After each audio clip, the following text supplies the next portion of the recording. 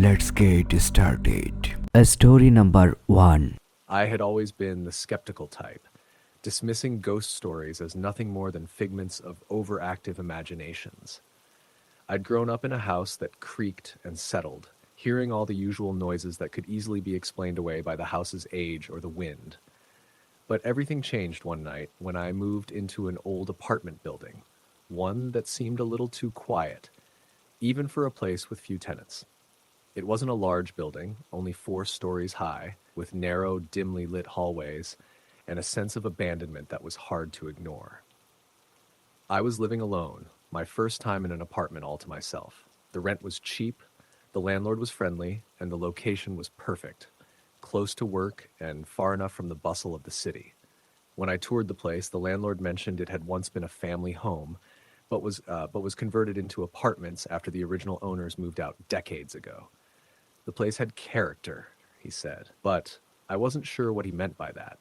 I signed the lease, moved in, and immediately began settling in. The apartment was small but comfortable, with an old fireplace in the living room and large windows that let in plenty of sunlight during the day. The first few days went by without incident, but then I started hearing things. At first, it was subtle, soft noises at night, footsteps, the sound of something shifting in the next room. I dismissed them as the building settling or my imagination playing tricks on me. But as the days went on, the noises became harder to ignore. One night, I woke up to the sound of footsteps in the hallway outside my door. At first, I thought it was just a neighbor, but then I realized that no one lived on the floor above me, and there was no one in the hall. My door was still locked, and the hallway light was out, casting a long stretch of darkness. I listened closely, but the footsteps didn't sound like they were moving away. They were slow, deliberate, and growing louder. I didn't know what to think, but I stayed in bed, frozen, until the sound eventually faded. The next day, I asked the landlord about the noises. He shrugged, a little too casually, and told me that the building was old, and sometimes the pipes and the walls would creak. I wasn't convinced, but I didn't press him further. A few days after that, I decided to stay in for the evening and watch a movie. As I sat in my living room, the temperature in the apartment suddenly dropped. I wasn't sure if it was just the evening chill, but I felt a distinct coldness that seemed to settle in the corners of the room.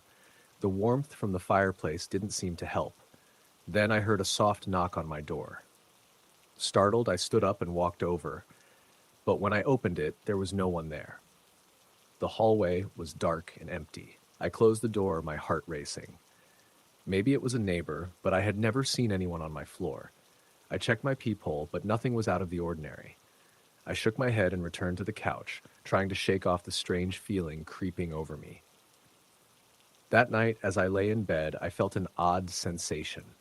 I couldn't put my finger on it, but there was a presence in the room. I could feel it. I tried to ignore it, convincing myself it was nothing, just the wind or the house settling again. But then, out of nowhere, I heard a voice. It wasn't loud, but it was clear. A woman's voice, soft and low, almost a whisper. "Help me." My blood ran cold. I sat up, my heart pounding in my chest. I turned on the light, but the room looked exactly as it had before, empty, silent.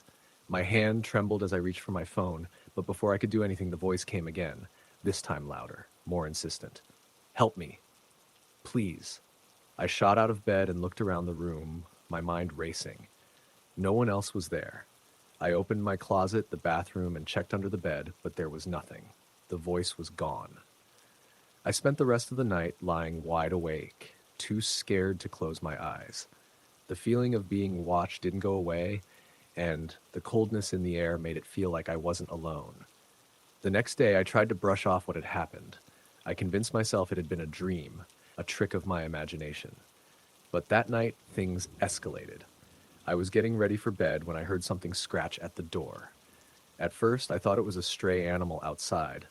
But then the scratching became louder, more frantic, like something was trying to get inside. I rushed over and opened the door, but there was nothing there. No one in the hallway. It was completely silent, except for the sound of my own rapid breathing. I closed the door and locked it, feeling an overwhelming sense of dread. I tried to distract myself with TV, but it was impossible to concentrate. The fear was building, clawing at me from all sides. I stood up and paced around the apartment, hoping to shake it off, but I couldn't. Suddenly, the door to the apartment creaked open by itself. I froze, staring at the door in disbelief. It wasn't fully open, but it was ajar. My stomach churned as I slowly walked over to it, my breath coming in shallow gasps. I reached for the handle, my fingers trembling, and pushed the door open. There was no one there. But that's when I saw it. A figure standing at the end of the hallway. A woman. Her face was pale, her hair disheveled, and her clothes were tattered. She stood there, motionless, staring at me with wide, empty eyes. My blood ran cold as I took a step back, my heart pounding so loudly I thought it might burst. The woman didn't move. She just stood there, watching me. Then, in the blink of an eye, she vanished. One moment she was there, and the next she was gone. The hallway was empty again. I slammed the door shut and locked it, my mind reeling. I didn't know what was happening, but I knew one thing for certain. I was not alone in this apartment, and whatever was here, it wasn't going to leave. The next day, I packed my things and called the landlord, telling him I couldn't stay in the apartment anymore. He sounded surprised, but when I mentioned the strange occurrences, he became strangely quiet. He didn't ask questions. He didn't offer an explanation. He simply told me I could leave whenever I was ready. When I finally left, I noticed something strange. The building was eerily silent, as though the air itself was holding its breath. The coldness seemed to cling to me as I walked down the stairs, and as I passed the front door, I could have sworn I heard the soft whisper again. "Help me." I never went back. I don't know what happened in that building or who the woman was, but I never found peace until I left.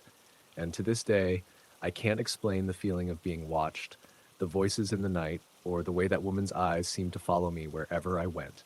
I still hear the whisper sometimes, late at night, in the back of my mind. Help me. Story the end. Story number 2. I had always considered myself a rational person, logical, skeptical, and most definitely not someone who believed in ghosts.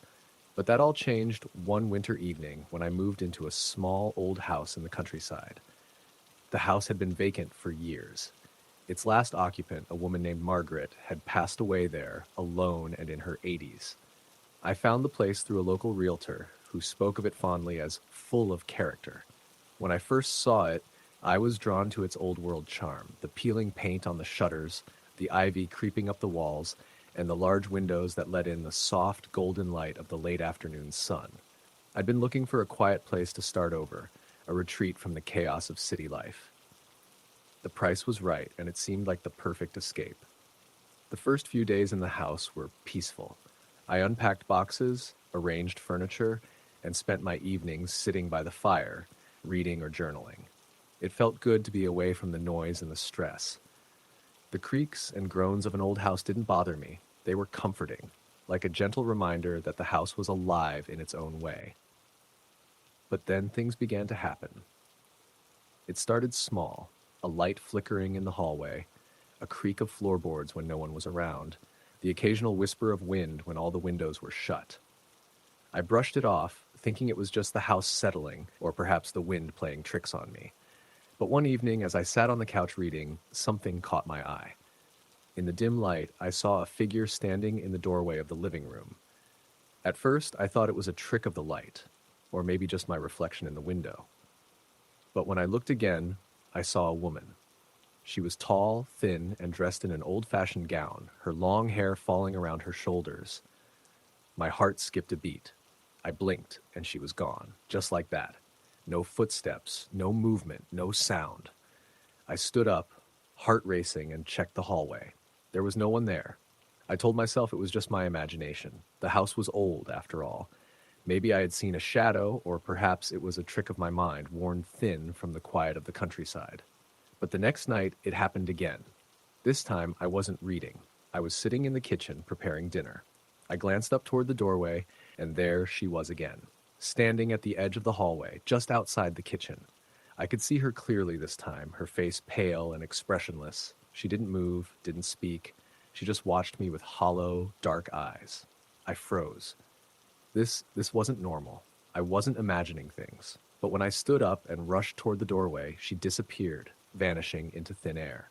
I walked into the hallway, my breath shallow and my pulse racing, But again, there was no sign of her. I tried to convince myself it was nothing, but I couldn't shake the feeling that something was wrong. The presence in the house was growing stronger, more insistent. I started hearing faint footsteps at night, moving through the halls, slow and deliberate. Sometimes I'd hear soft whispering, like a conversation just out of reach. I couldn't make out the words, but the tone was urgent, demanding. I decided to do some research about the house's history. I went into town and spoke to a few locals, hoping to uncover something about Margaret's life, or perhaps the history of the house itself. Most people were polite but distant, reluctant to speak about it. One elderly woman finally told me what she knew. "Oh, Margaret," she said, her voice low and almost sorrowful. She was a quiet woman, lived here alone for many years after her husband passed. She was a bit odd. Some folks said she had a lot of strange things happen in that house, but no one ever went in to see her after a while. She didn't have family. No one checked on her until it was too late. I pressed her for more information, but she just shook her head. "I wouldn't worry too much," she said with a weak smile. "The house is old and it's been empty a long time. It'll settle in. You'll be fine." But I wasn't fine. Every night, the presence grew stronger.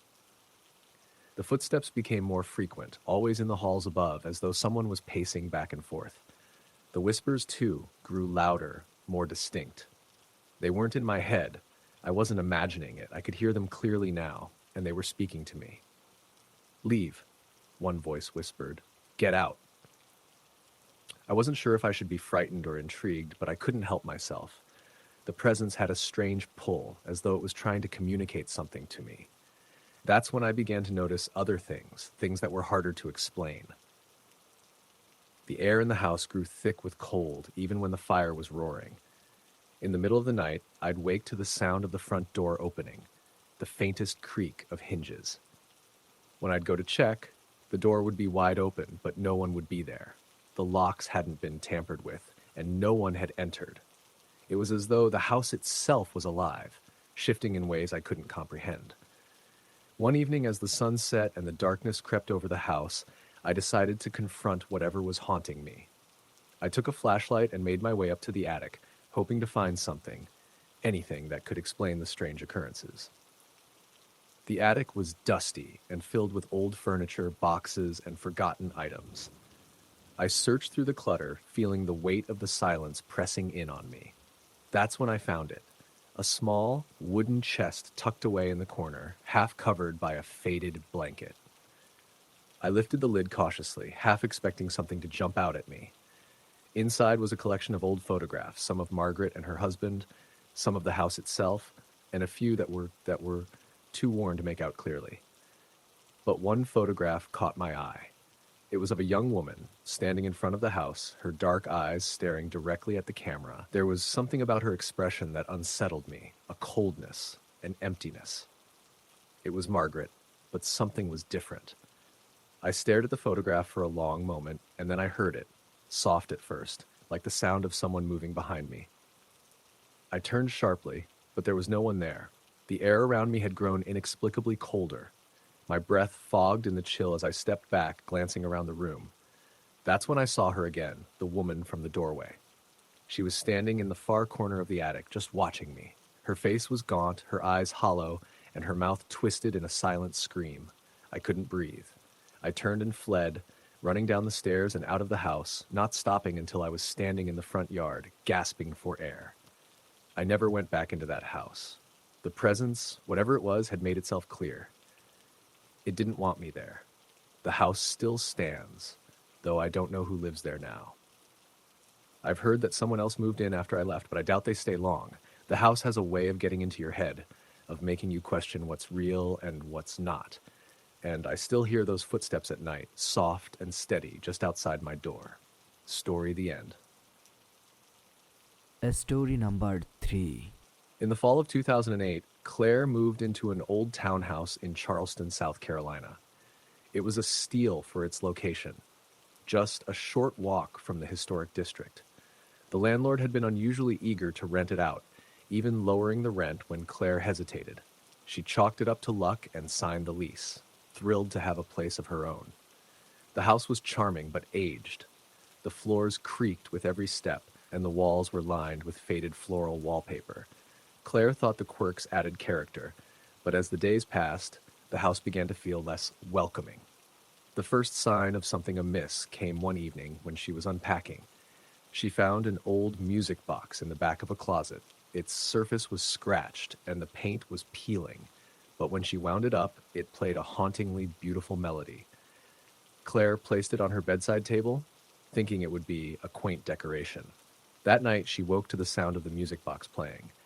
Groggy and confused, she reached over and stopped the mechanism, figuring she hadn't wound it down completely. But as she settled back into bed, she heard faint whispers. They were so soft she couldn't make out the words, but they seemed to come from the walls. She sat up, heart pounding, and scanned the room. It was empty. The whispers stopped, and Claire convinced herself it was just her imagination. The following nights were worse. Objects in the house began to move. She'd leave her keys on the kitchen counter and find them on the dining table. Doors that she was sure she'd closed would be ajar. The air inside the house grew colder, even when the weather outside remained mild. One night, as Claire was brushing her teeth, she noticed movement in the bathroom mirror. It wasn't her reflection, something else was behind her. She turned quickly, but the room was empty. When she looked back at the mirror, the words, "Help me," were scrawled across the glass in dripping condensation. Her hands trembled as she backed out of the room. The next day, Claire tried to dismiss it as a prank. Maybe someone had broken in while she was out, though she couldn't explain how. She decided to stay out late that evening, meeting friends for drinks and avoiding the house for as long as possible. When she finally returned, the house was unnervingly silent. As she stepped inside, the faint scent of flowers, lilies maybe, filled the air. It was strange because Claire didn't own any flowers, and the smell hadn't been there before. She climbed the stairs to her bedroom and stopped dead in her tracks. The music box was open, playing its eerie tune. But that wasn't the worst part. The wallpaper on the far wall had begun to peel, revealing what looked like deep scratches underneath, long, jagged marks that could only have been made by something clawing at the wall. Claire decided she couldn't stay another night. She packed a bag and drove to a friend's house, explaining what had happened. Her friend Emily tried to calm her down, suggesting they return the next day to investigate. When they arrived the next morning, the house seemed calm, almost normal. Claire felt a flicker of relief as they walked through the rooms, but when they reached the bedroom, Emily froze. "Claire," she whispered, pointing to the wall. The scratches had grown. They now formed words. "She's trapped. Don't leave." Emily backed away, her face pale. "What does that mean?" Claire didn't answer. Her mind raced. Was someone trying to communicate with her? The whispers, the writing on the mirror, the music box, it all seemed connected. But to what? That night, Claire did some research about the house. What she found sent a chill down her spine.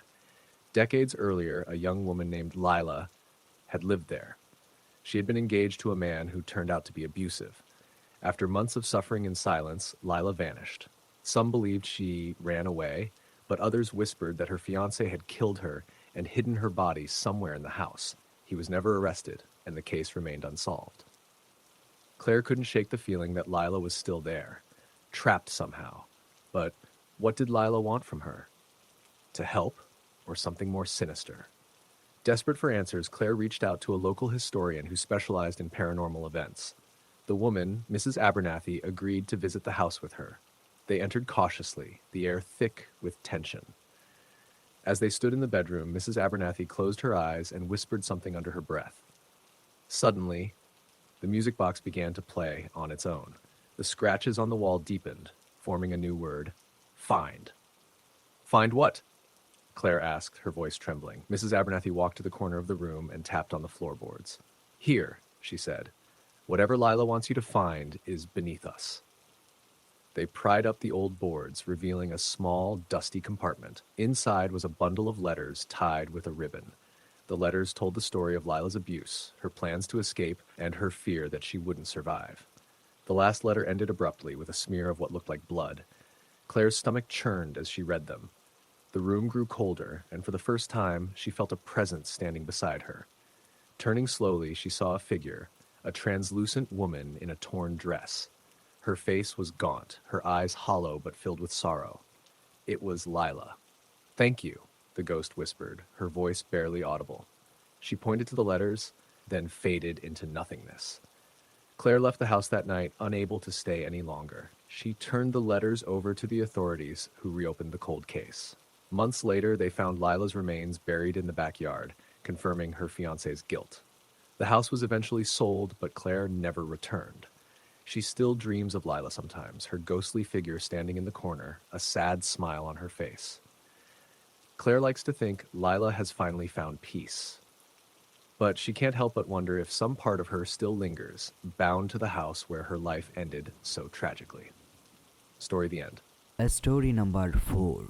The cabin in the woods had always been a place of refuge for Rebecca's family. Tucked away in the dense Appalachian forest, the rustic getaway was where she and her parents had spent countless summers hiking, fishing, and enjoying the peace that came with being disconnected from the rest of the world. But after her parents passed away in a car accident, Rebecca avoided the cabin for years. It felt too empty without them. When her sister Ellen suggested they spend a weekend there to reconnect, Rebecca reluctantly agreed. She didn't want to revisit the memories, but Ellen was insistent. "It'll be good for us," Ellen said. "Besides, it's just 2 nights. We'll have a fire, roast marshmallows, and tell stories like we used to." So, on a chilly November afternoon, the sisters drove to the cabin. The air was crisp, the last leaves of autumn clinging to the trees. As they pulled up the dirt driveway, Rebecca felt a wave of unease.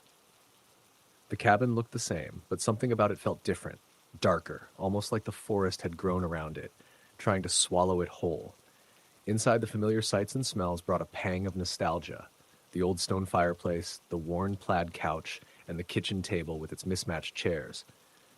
But the air was stale, heavy, as if the cabin had been holding its breath for years. The first night passed quietly. They cooked dinner, played cards, and reminisced about their childhood. Rebecca felt herself relax, even laugh a little. But as they prepared for bed, the atmosphere seemed to shift. Rebecca woke around 3 a.m. to the sound of footsteps above her. Groggy, she remembered that the cabin had a small attic used for storage. The footsteps were slow and deliberate, crossing the length of the ceiling. She froze, her heart pounding in her chest. "Ellen," she whispered, shaking her sister awake. "Do you hear that?" Ellen groaned and sat up. The footsteps stopped. "What is it?" Ellen asked. "Footsteps. Someone's in the attic," Rebecca said, her voice trembling. Ellen listened for a moment, then shook her head. "It's probably just the house settling. Go back to sleep." But Rebecca couldn't. She lay awake, staring at the ceiling, her ears straining for any sound. The next morning, they found the attic door slightly ajar. Rebecca pointed it out to Ellen, but her sister waved it off, saying she must have forgotten to close it when they were putting their bags away. Still, Rebecca couldn't shake the feeling that something was off. That evening, the unease grew. The wind howled outside, and the trees seemed to press closer to the cabin. The fireplace crackled as they sat in the living room, sipping hot chocolate. "Do you remember when we were kids and Dad used to tell us ghost stories?" Ellen asked, smiling. Rebecca nodded, but her smile was faint. "Maybe this place has a ghost of its own," Ellen joked. "Don't," Rebecca said sharply. Ellen raised an eyebrow. "What's wrong?" "I don't know," Rebecca admitted. "Something just doesn't feel right here." Ellen shrugged. "You're overthinking. It's just an old cabin." That night, Rebecca had a strange dream. She was in the cabin, but it was darker, colder. The fireplace was out, and shadows crept along the walls. She heard a voice whispering her name, soft, urgent, and filled with desperation. When she woke, her skin was clammy, and the room felt colder than it should have. She glanced at the clock, 3:12 a.m. The footsteps started again. This time, they weren't just in the attic. They were on the stairs. Rebecca sat up, her breath shallow. The stairs creaked, one step at a time, the sound growing louder as if someone or something was descending slowly, deliberately. She reached over and shook Ellen awake. "What now?" Ellen mumbled. "Listen," Rebecca whispered. Ellen sat up, rubbing her eyes. The creaking stopped. "Becca, there's nothing there," Ellen said, though her voice wavered. Rebecca's eyes darted to the doorway. The hall beyond was pitch black, but she felt it. Something was there, watching. The doorknob rattled. Both women froze. staring at the door. The rattling grew more violent, then stopped abruptly. "We're leaving," Rebecca whispered, her voice shaking. Ellen nodded, grabbing her coat and phone. They packed hurriedly, the atmosphere in the cabin suffocating. As they stepped outside, the cold night air hit them like a slap. The forest was eerily silent, no wind, no chirping insects, just an oppressive stillness. As they loaded their bags into the car, Ellen paused. "Do you smell that?" she asked. Rebecca sniffed the air. There was a faint, acrid odor, like something burning. She turned back to the cabin, and her stomach dropped. The windows were glowing faintly, as if a fire was burning inside. But there was no smoke. "Get in the car," Rebecca said, her voice trembling. They sped down the dirt road, not daring to look back. The next day, Rebecca called a neighbor who lived a few miles away and asked him to check on the cabin. When he returned her call, his voice was confused. "There's no fire damage," he said, "but, there's something else." "What?" Rebecca asked. "The attic," the man said. "The door was wide open and there's writing on the walls up there. Looks like it was scratched in." Rebecca's blood ran cold. "What does it say?" "It's just one word," the man said. "Over and over. Help."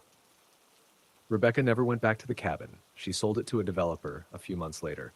But sometimes in the dead of night, she dreams of the cabin and the whispering voice calling her name. Story the end. Story number 5. Evelyn had never believed in ghosts. She was practical, grounded, and skeptical of anything that couldn't be explained with science or logic. But that was before she moved to the old house on the hill. The house had been abandoned for years. It was a large, imposing Victorian perched on a small rise just outside of town, surrounded by overgrown hedges and a rusty wrought iron gate, the kind of house that looked haunted even in the brightest sunlight. It had been her great-uncle's, a man she barely remembered, who had left it to her after his passing. At the time, Evelyn had felt a strange pull toward it, an inexplicable desire to leave her cramped apartment in the city and start fresh in the quiet of the country. The first few days in the house were peaceful. The air was still, and the only sounds were the occasional rustle of leaves outside and the distant calls of birds. Evelyn spent the days cleaning out rooms, unpacking boxes, and trying to make the house feel like home. The once grand furniture was covered in dust and cobwebs, and the wallpaper was peeling in places, but it was nothing she couldn't fix. She had always loved old houses, and the idea of restoring one from scratch excited her. However, after the first week, something changed. It started with small things. The lights flickered occasionally, but she brushed it off as faulty wiring. A door would creak open on its own, or a cabinet would be slightly ajar when she was sure she had closed it. At first, she laughed at herself, chalking it up to her imagination. After all, the house was old. Nothing strange about a few odd noises. But the longer she stayed, the more pronounced the strange occurrences became. It was the third night when she first heard the footsteps. She had just finished a late dinner and was sitting on the couch, reading.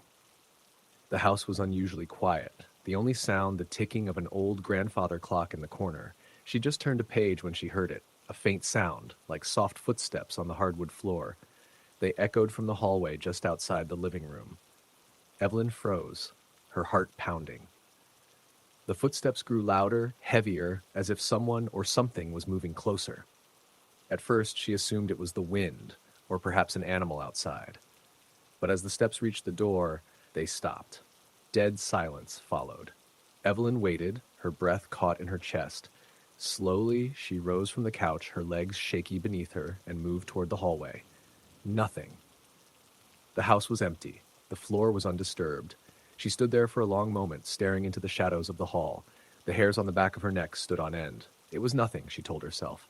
Just the house settling. But the footsteps came again the next night, and the night after that. Each time they were louder, more insistent, and each time the silence that followed was more unnerving. Evelyn tried to ignore it, but she couldn't shake the feeling that she wasn't alone. She began to notice other things, the way the air would grow colder in certain rooms, how objects would shift ever so slightly when she wasn't looking. She thought she saw figures out of the corner of her eye, standing in doorways just beyond her reach. But when she turned to look, they were gone. Then came the voices. It was late one evening when Evelyn was in the kitchen washing dishes. The house was still except for the gentle hum of the refrigerator. She had just finished drying her hands when she heard them. Faint at first, whispers, soft murmurs. She froze, straining to listen. The voices were indistinct, too quiet to make out, but there were definitely voices. They seemed to be coming from the walls themselves, from deep within the house. "Evelyn?" One voice whispered. She spun around, her heart hammering in her chest. The kitchen was empty. "Hello?" she called out, her voice shaking. There was no answer, only the eerie silence that followed. She rushed to the living room, checked every corner, every room in the house, but there was nothing. The voices had stopped. For days, Evelyn couldn't sleep. She couldn't eat. The weight of something unseen pressing down on her was unbearable. She tried calling a local contractor to check for structural issues. Maybe there was something wrong with the plumbing, the heating, anything that could explain the strange noises. The man arrived the next morning, but after inspecting the house, he found nothing out of the ordinary. "Old houses do that, miss," he said, shaking his head. "They settle, creak, groan. It's nothing to worry about." But Evelyn knew something wasn't right. The worst night came when she was in bed, the house silent around her, save for the occasional creak of the wood settling. She had just closed her eyes when she heard it. The unmistakable sound of footsteps. They were louder this time, moving through the house, stopping outside her bedroom door. Her heart pounded as she lay perfectly still, praying that it was just her imagination. The door handle rattled. Evelyn's breath caught in her throat. Her body was paralyzed with fear, her heart racing in her chest. The footsteps continued, circling her room as if pacing.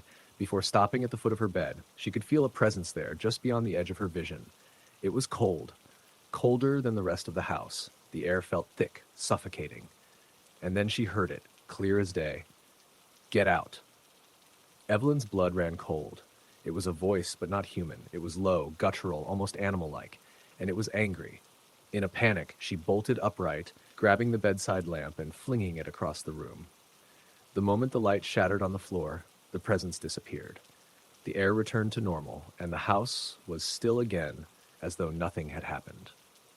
Shaking, she gathered her things and fled to the car. She didn't stop driving until she reached the nearest town, where she spent the night in a small motel. The next morning, she went to the local library, desperate for answers.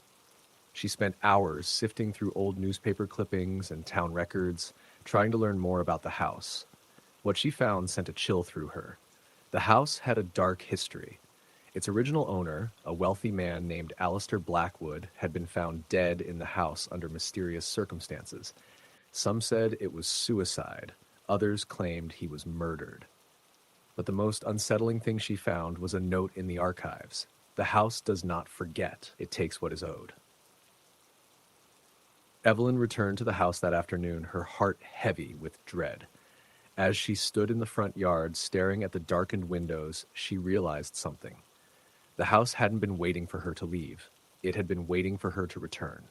And now that she had come back, it would not let her go.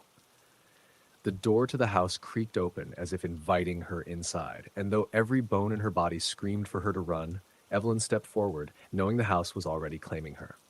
Story the end. Story number 6.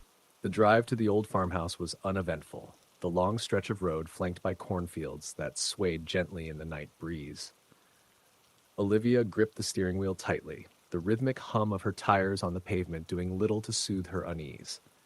The house had been in her family for generations, but it had stood empty for over a decade.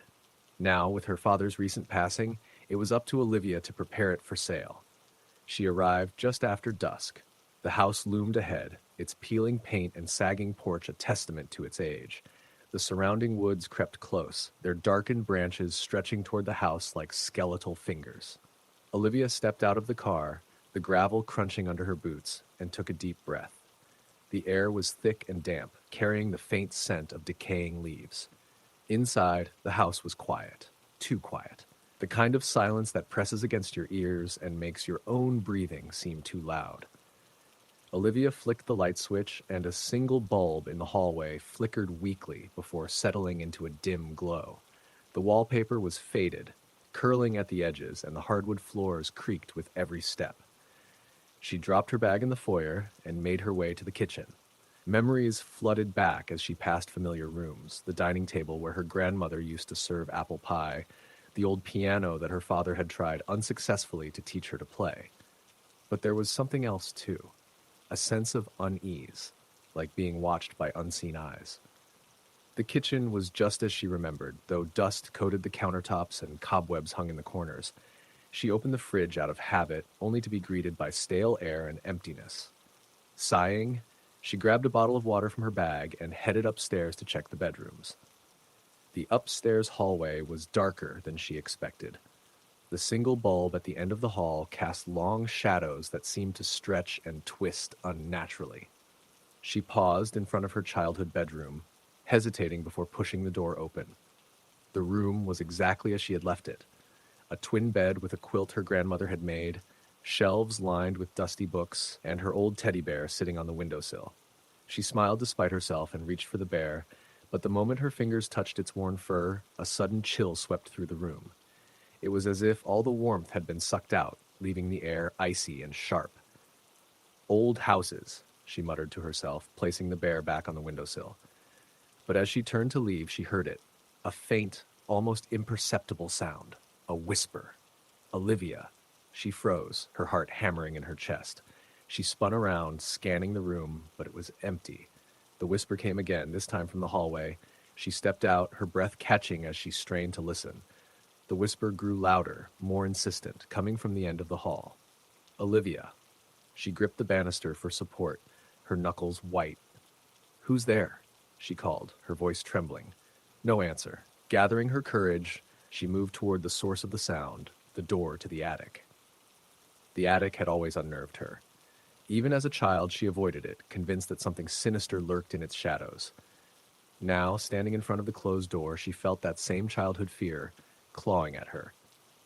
The whispers had stopped, but an oppressive silence hung in the air. She reached for the doorknob, her hand shaking. The metal was cold to the touch, almost unnaturally so. With a deep breath, she turned the knob and pushed the door open. The attic stairs stretched upward into darkness. She hesitated, then grabbed the flashlight from her pocket. The beam cut through the darkness, revealing boxes and old furniture covered in white sheets. The air was thick with dust, and the floorboards creaked under her weight as she ascended. At first, there was nothing unusual, just the detritus of a lifelong past. But as she moved deeper into the attic, she noticed something strange. One of the sheets was draped over a large mirror, its edges frayed and yellowed with age. The mirror seemed out of place, as though it didn't belong to the house. She stepped closer, the flashlight beam reflecting off the uncovered edges of the glass. She reached out and pulled the sheet away. The mirror was ornate, its frame carved with intricate patterns of twisting vines and faces that seemed almost alive. Her reflection stared back at her, but there was something off. The room in the mirror didn't match the attic. The boxes and furniture were gone, replaced by a dark, empty space. And then she saw it, a figure standing just behind her in the reflection. A woman, her face pale and gaunt, her hair hanging in tangled strands. Her eyes were hollow, black pits that seemed to stare into Olivia's soul.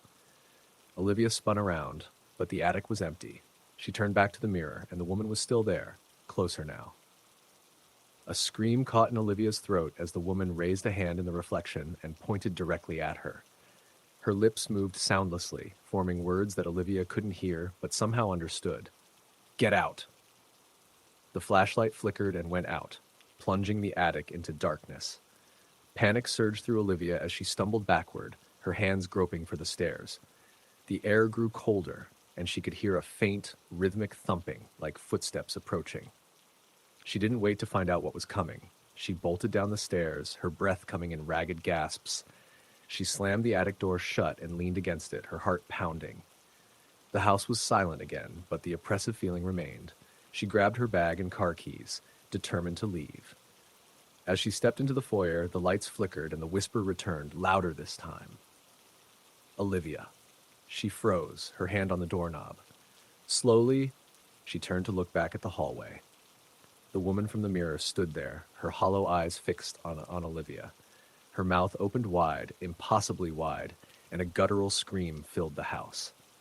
Olivia threw the door open and ran to her car, fumbling with the keys. She started the engine and sped down the driveway, her tires kicking up gravel. The house disappeared in her rearview mirror, but the scream echoed in her ears long after she was miles away. She didn't stop driving until she reached a motel on the edge of town. Shaking, she checked into a room and locked the door behind her. She tried to convince herself it was over, that whatever had happened at the house was left behind. But that night, as she lay in the motel bed, she heard it again. A whisper, soft and insistent, coming from the corner of the room. Olivia. Story the end. Story number 7. The road to the cabin was more isolated than Nora had expected. The asphalt soon gave way to gravel, and the woods thickened around her as twilight descended. She hadn't been back to her late aunt Lydia's cabin in years, not since she was a child. Now, with her aunt gone and the cabin hers, Nora felt compelled to see it again, though she wasn't entirely sure why. The locals had always spoken of Lydia's reclusive nature and the strange happenings surrounding her property. Nora had brushed off the rumors as small-town superstition. But now, as the trees closed in and the cabin came into view, unease prickled at the back of her neck. The cabin sat in a small clearing, its dark wooden exterior blending into the shadowy forest. The windows were dark, reflecting nothing but the dim orange light of the setting sun. Nora parked her car, grabbed her bag, and approached the front door, her footsteps crunching on the gravel path. The key turned easily in the lock, and the door creaked open, revealing the interior. It was just as she remembered. A cozy but cluttered space filled with antique furniture, shelves lined with old books, and the faint scent of cedarwood. Yet there was something else in the air, a faint, metallic tang she couldn't place. She set her bag down and walked through the cabin, flipping on the lights. Everything seemed untouched, as if her aunt had just stepped out and might return at any moment. On the mantel above the fireplace sat a collection of framed photographs. Nora picked one up, a picture of her as a child standing next to Aunt Lydia in front of the cabin. As she replaced the frame, a faint creak came from upstairs. Nora froze. The cabin had always had its share of strange noises, settling wood, critters in the attic. But this was different. It was rhythmic, deliberate, like footsteps. Her hand tightened around the photo frame as she strained to listen. The sound stopped. For a moment she debated leaving, but curiosity, or perhaps stubbornness, drove her forward. She grabbed the flashlight from her bag and climbed the narrow staircase, each step groaning beneath her weight. At the top of the stairs the air felt colder. The hallway stretched before her, its walls lined with old, faded wallpaper. At the far end was the attic door. It was slightly ajar. Nora's pulse quickened as she approached. "Hello?" she called out, her voice breaking the heavy silence. No response. She pushed the door open wider and shone her flashlight into the attic. The space was cramped and filled with boxes, trunks, and furniture covered in dust-coated sheets. She stepped inside, her breath visible in the icy air. The beam of her flashlight swept across the room, revealing nothing unusual, until it landed on a mirror leaning against the far wall. The mirror was large, its ornate gold frame tarnished with age. But it wasn't the mirror itself that caught her attention. It was the reflection. In the glass, she saw the attic as it was now, dusty and cluttered, but there was something else. Behind her, just at the edge of the frame, was a figure, a woman with long, tangled hair and a pale face. Her lips moved soundlessly as she stared directly at Nora. Heart pounding, Nora spun around, the flashlight beam slicing through the darkness. No one was there. She whipped back to the mirror. The woman was gone. Nora stumbled back, her chest heaving. "It's just my imagination," she muttered, backing toward the attic door, but as she turned to leave, a voice whispered faintly in her ear. "Stay," she screamed, dropping the flashlight. The bulb shattered, plunging the attic into darkness. In blind panic, she fumbled for the door and bolted down the stairs, nearly tripping in her haste. She stopped in the living room, gasping for breath. The cabin was silent again, but the air felt heavier, as if the house itself were holding its breath. She grabbed her phone to call someone, anyone, but there was no signal. A loud thud echoed from the kitchen. Nora jumped, clutching the phone to her chest. She stared toward the doorway, her body trembling. "Who's there?" she demanded, though her voice wavered. No answer. But the thud came again, followed by the unmistakable sound of a chair scraping across the floor. Nora wanted to run, to drive far away and never return, but something kept her rooted. Her aunt's voice echoed in her memory. The cabin has its secrets, Nora, but it will only show them to you if you're ready. Gathering every ounce of courage, she stepped into the kitchen. The table and chairs were as she'd left them, but one chair had been pulled out and turned to face her. On the table was an open book she hadn't noticed before, one of her aunt's journals.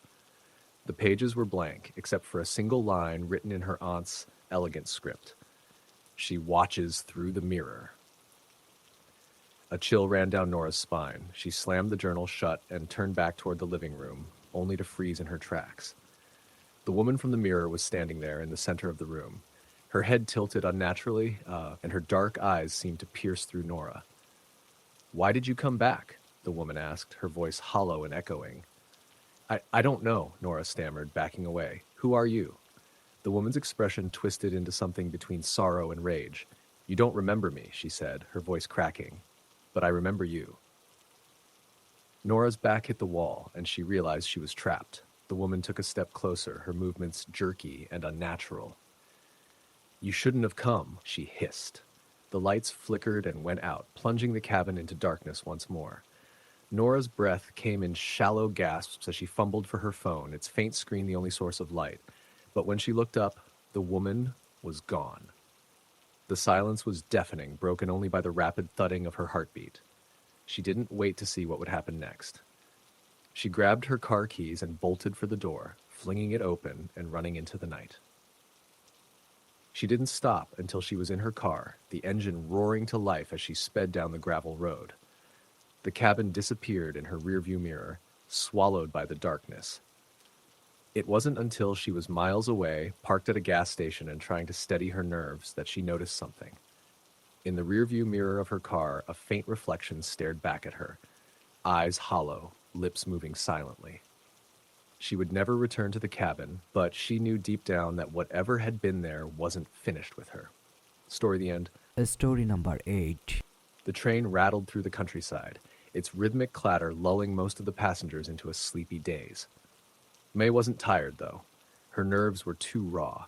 She stared out the window at the moonlit fields racing by, her reflection faintly visible in the glass. She adjusted the scarf around her neck, fidgeting with the frayed edges.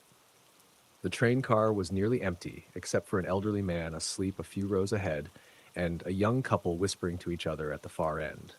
Mai shifted in her seat, her gaze drawn to the sliding door that led to the next car.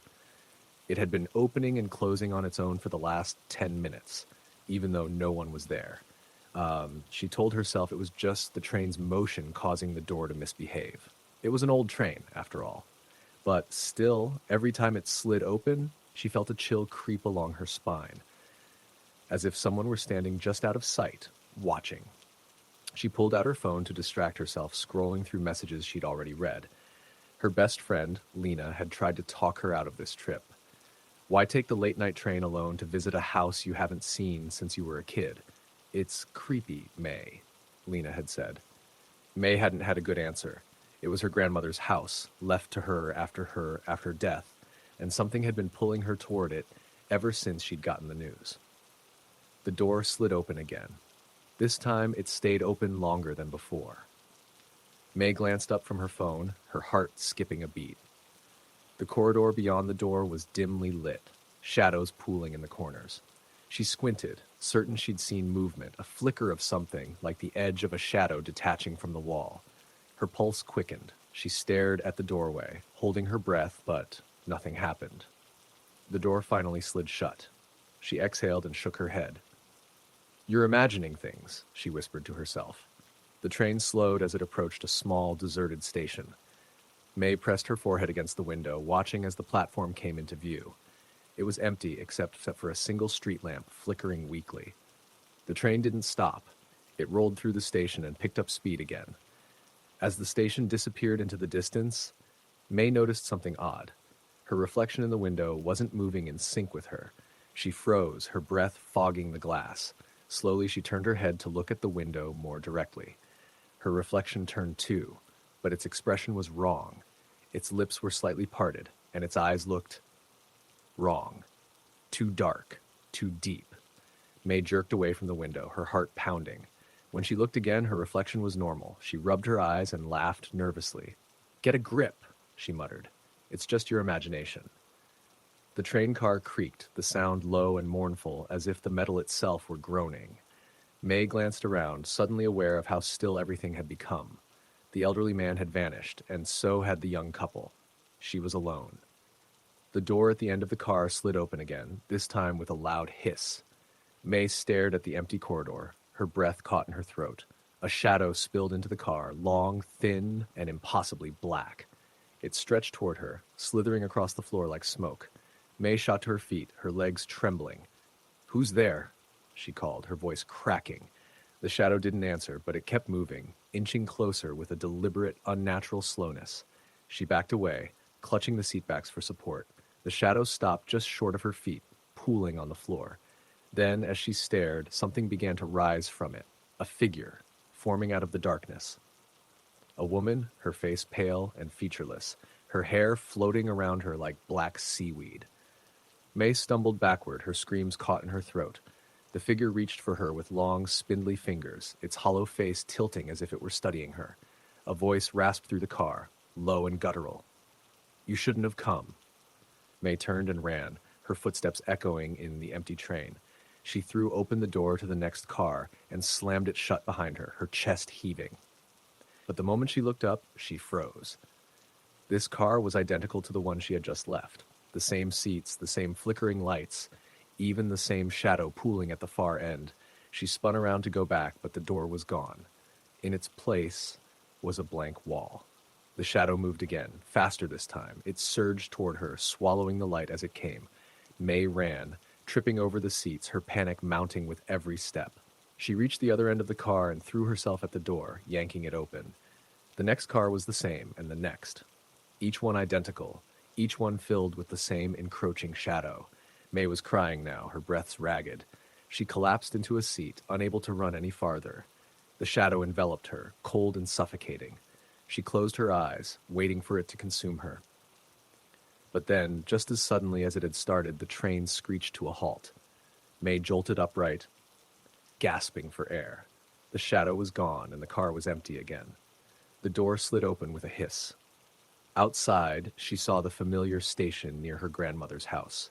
The platform was bathed in the pale light of dawn, the air still and quiet. Shaking, May grabbed her bag and stepped off the train. The moment her feet touched the platform, the train pulled away, its windows dark and empty. She stood there for a long time, staring after it, before finally turning toward the path that led to her grandmother's house. As she walked, she couldn't shake the feeling that she wasn't alone. Every so often she glanced over her shoulder, certain she'd see the shadow following her. When she reached the house, she found the door unlocked. Inside, the air was stale, and the furniture was draped in white sheets. She dropped her bag in the hallway and froze. There, on the floor, was a train ticket. It was old and yellowed, but her name was written on it in faded ink. She picked it up with trembling hands. The ticket was for tonight's train, the one she had just taken, but the date was wrong. Decades old. From the corner of the room, a whisper rose. Low, guttural, and unmistakable. "You shouldn't have come." Story the end. Story number 9. When Lily arrived at the old inn, she felt a strange sense of dread she couldn't shake. It wasn't the first time she'd traveled alone, but there was something about this place, something about the air that made her skin crawl. It was a small inn located in a remote part of the countryside, surrounded by dense woods and far away from the nearest town. The inn itself was ancient, its wooden beams creaking as if the building itself was alive, and the scent of old pine and dampness filled the air. She had booked the room online, not thinking much of it. The reviews had been glowing, promising a peaceful escape from the bustle of her everyday life. But as she stood on the front porch, the door creaking open to welcome her, a sinking feeling settled in her stomach. The innkeeper, an elderly man named Mr. Ashford, greeted her with a polite smile, though his eyes seemed to be looking right through her. His face was gaunt, pale, and his hands trembled slightly as he handed her the key to her room. He didn't say much, and his voice was low, almost a whisper, but Lily didn't think much of it. She smiled back and took the key, then headed up the stairs to her room. The moment she entered her room, she was struck by the heavy silence. The room was quaint, with a large four-poster bed and an antique armoire. A fireplace flickered softly in the corner, its warm glow casting long shadows on the walls. But something felt wrong. The room was too quiet, the air too still. She shook off the feeling and unpacked her bag, deciding that she would take a walk around the property to clear her mind. As she left the room, she noticed an old portrait hanging at the end of the hallway. It was a black and white photograph of a woman, her features soft but her eyes unnervingly intense. The woman was standing in front of the inn, and Lily could almost feel her gaze following her as she passed. A chill ran down her spine. Lily tried to dismiss the feeling, but as she walked down the staircase, she couldn't help but notice how oppressive the silence seemed. The inn was completely still, the only sound coming from the occasional creak of the old wooden floors. She stepped outside, hoping the fresh air would help clear her head. The grounds were beautiful, though the trees surrounding the inn seemed to close in on her, as though they were watching her every move. Lily walked along the small trail that led into the woods, but after a few minutes she stopped, suddenly feeling as though she wasn't alone. A rustling sound came from behind her and she spun around, expecting to see a squirrel or a bird. But there was nothing. The woods were as silent as the inn, the air thick with the scent of pine. She continued walking, trying to shake the unease that had settled over her, but the feeling only grew stronger the deeper into the woods she went. The trees were dense and the path became less and less clear until she found herself at the edge of a small clearing. In the center of the clearing was an old, crumbling stone well. Lily hesitated. There was something about the well that felt wrong, as if it had been waiting for her. She felt a strange pull, an urge to go closer. She took a few steps forward, but just as she reached the well, a sudden gust of wind blew through the trees, sending the branches swaying violently. The wind was cold, and it felt like a warning. A whispering voice reached her ears, so faint she could barely make it out. It was almost like the wind itself was speaking to her. Leave now. Lily's heart raced. She spun around, but the woods were silent again, the only sound the rustling of the trees above her. She quickly turned and made her way back to the inn, the sense of unease growing stronger with every step. When she returned to the inn, the atmosphere felt heavier than before. It was as if the entire place had been holding its breath. Mr. Ashford was behind the desk when she entered, his eyes never leaving her as she walked past him and up to her room. She locked the door behind her, hoping for a peaceful night of sleep, but the whispers didn't stop. The first time she heard the whispers, they were faint, almost inaudible, but the second time they were louder, closer. She sat up in bed, listening, her heart pounding in her chest. The voice was coming from the direction of the hallway. Leave. Lily froze. Her mind raced, trying to make sense of what was happening. She thought of the old portrait, the unsettling photograph of the woman, and the well in the woods. She had to know more. She couldn't resist the urge to investigate further. Lily opened the door and stepped into the hallway, the air colder than before. She walked cautiously, her footsteps echoing through the empty hall. When she reached the end of the hallway, she hesitated before looking up at the portrait again. This time, it felt like the woman's eyes were glowing, watching her. Leave. Lily shivered, her legs unsteady beneath her. The voice was louder now, and the whispering wasn't just in her head. It was coming from everywhere. The walls seemed to hum with it, as if the house itself was alive, urging her to leave.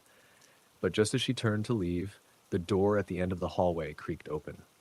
Lily's breath caught in her throat. The door wasn't supposed to open. It had been locked when she arrived. But now it was ajar, an eerie darkness beyond it. She could see the outline of a staircase leading down into the basement, and the cold air was thick with a sense of something waiting below. The voice came again, this time louder, more desperate. Don't go down there.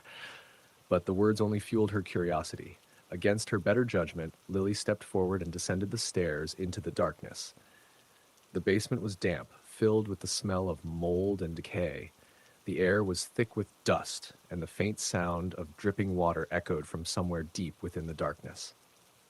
As she moved further into the basement, she saw something glinting in the corner of the room. It was an old, rusted key, half buried under a pile of debris. She picked it up, its weight strange in her hand, and felt a chill sweep over her. As she turned to leave, she noticed something in the far corner of the basement, a large wooden chest. Lily couldn't resist. She moved toward it, her hand trembling as she reached for the lid. The moment her fingers touched the chest, the air grew colder and the whispering grew louder, almost frantic. "Don't open it!" But it was too late. She lifted the lid and a rush of cold air swept past her. Inside the chest was a bundle of old clothes, wrapped tightly in layers of yellowed fabric. As Lily pulled them aside, she felt her stomach drop. At the bottom of the chest was a small, decayed body, its eyes wide open, staring up at her in eternal terror. The woman from the portrait, the one whose eyes had followed her, was lying there, her body frozen in time. A scream caught in Lily's throat, but no sound came out. The basement seemed to close in on her, the walls pressing in as the whispers reached a deafening crescendo. The last thing she saw before the darkness swallowed her was the face of the woman, her mouth open in a silent scream. The inn was abandoned the next morning. Mr. Ashford was gone, the rooms empty and untouched. The police found no sign of Lily, just the crumpled key she had dropped in the basement and the unsettling portrait that still hung in the hallway. But sometimes when the wind is right, they say you can hear the whispers again. And if you listen closely enough, you might just hear a voice calling from the darkness. Leave. Story the end. Story number 10. The first time Sarah noticed something was off at the old farmhouse, she thought it was just her imagination. After all, it had been years since she'd been back to the place where she spent her childhood summers. The house was remote, tucked at the edge of the forest, surrounded by tall trees and overgrown grass. Her parents had decided to sell it after her mother's passing, and Sarah had agreed to visit one last time to collect her things. It was late in the afternoon when she arrived, the sun sinking behind the distant hills. The house looked much as she remembered, large, with a wraparound porch, faded white paint, and wooden shutters that creaked in the wind. As Sarah stood at the front gate, she felt a sudden shiver run down her spine. It wasn't cold outside, but something in the air felt heavy, like the house itself was holding its breath. Sarah shrugged off the feeling, grabbed her suitcase, and made her way to the door. As she unlocked it and stepped inside, the musty scent of old wood and stale air hit her. But there was something else, something familiar, almost comforting. She took a deep breath and wandered through the hallway, running her fingers along the walls.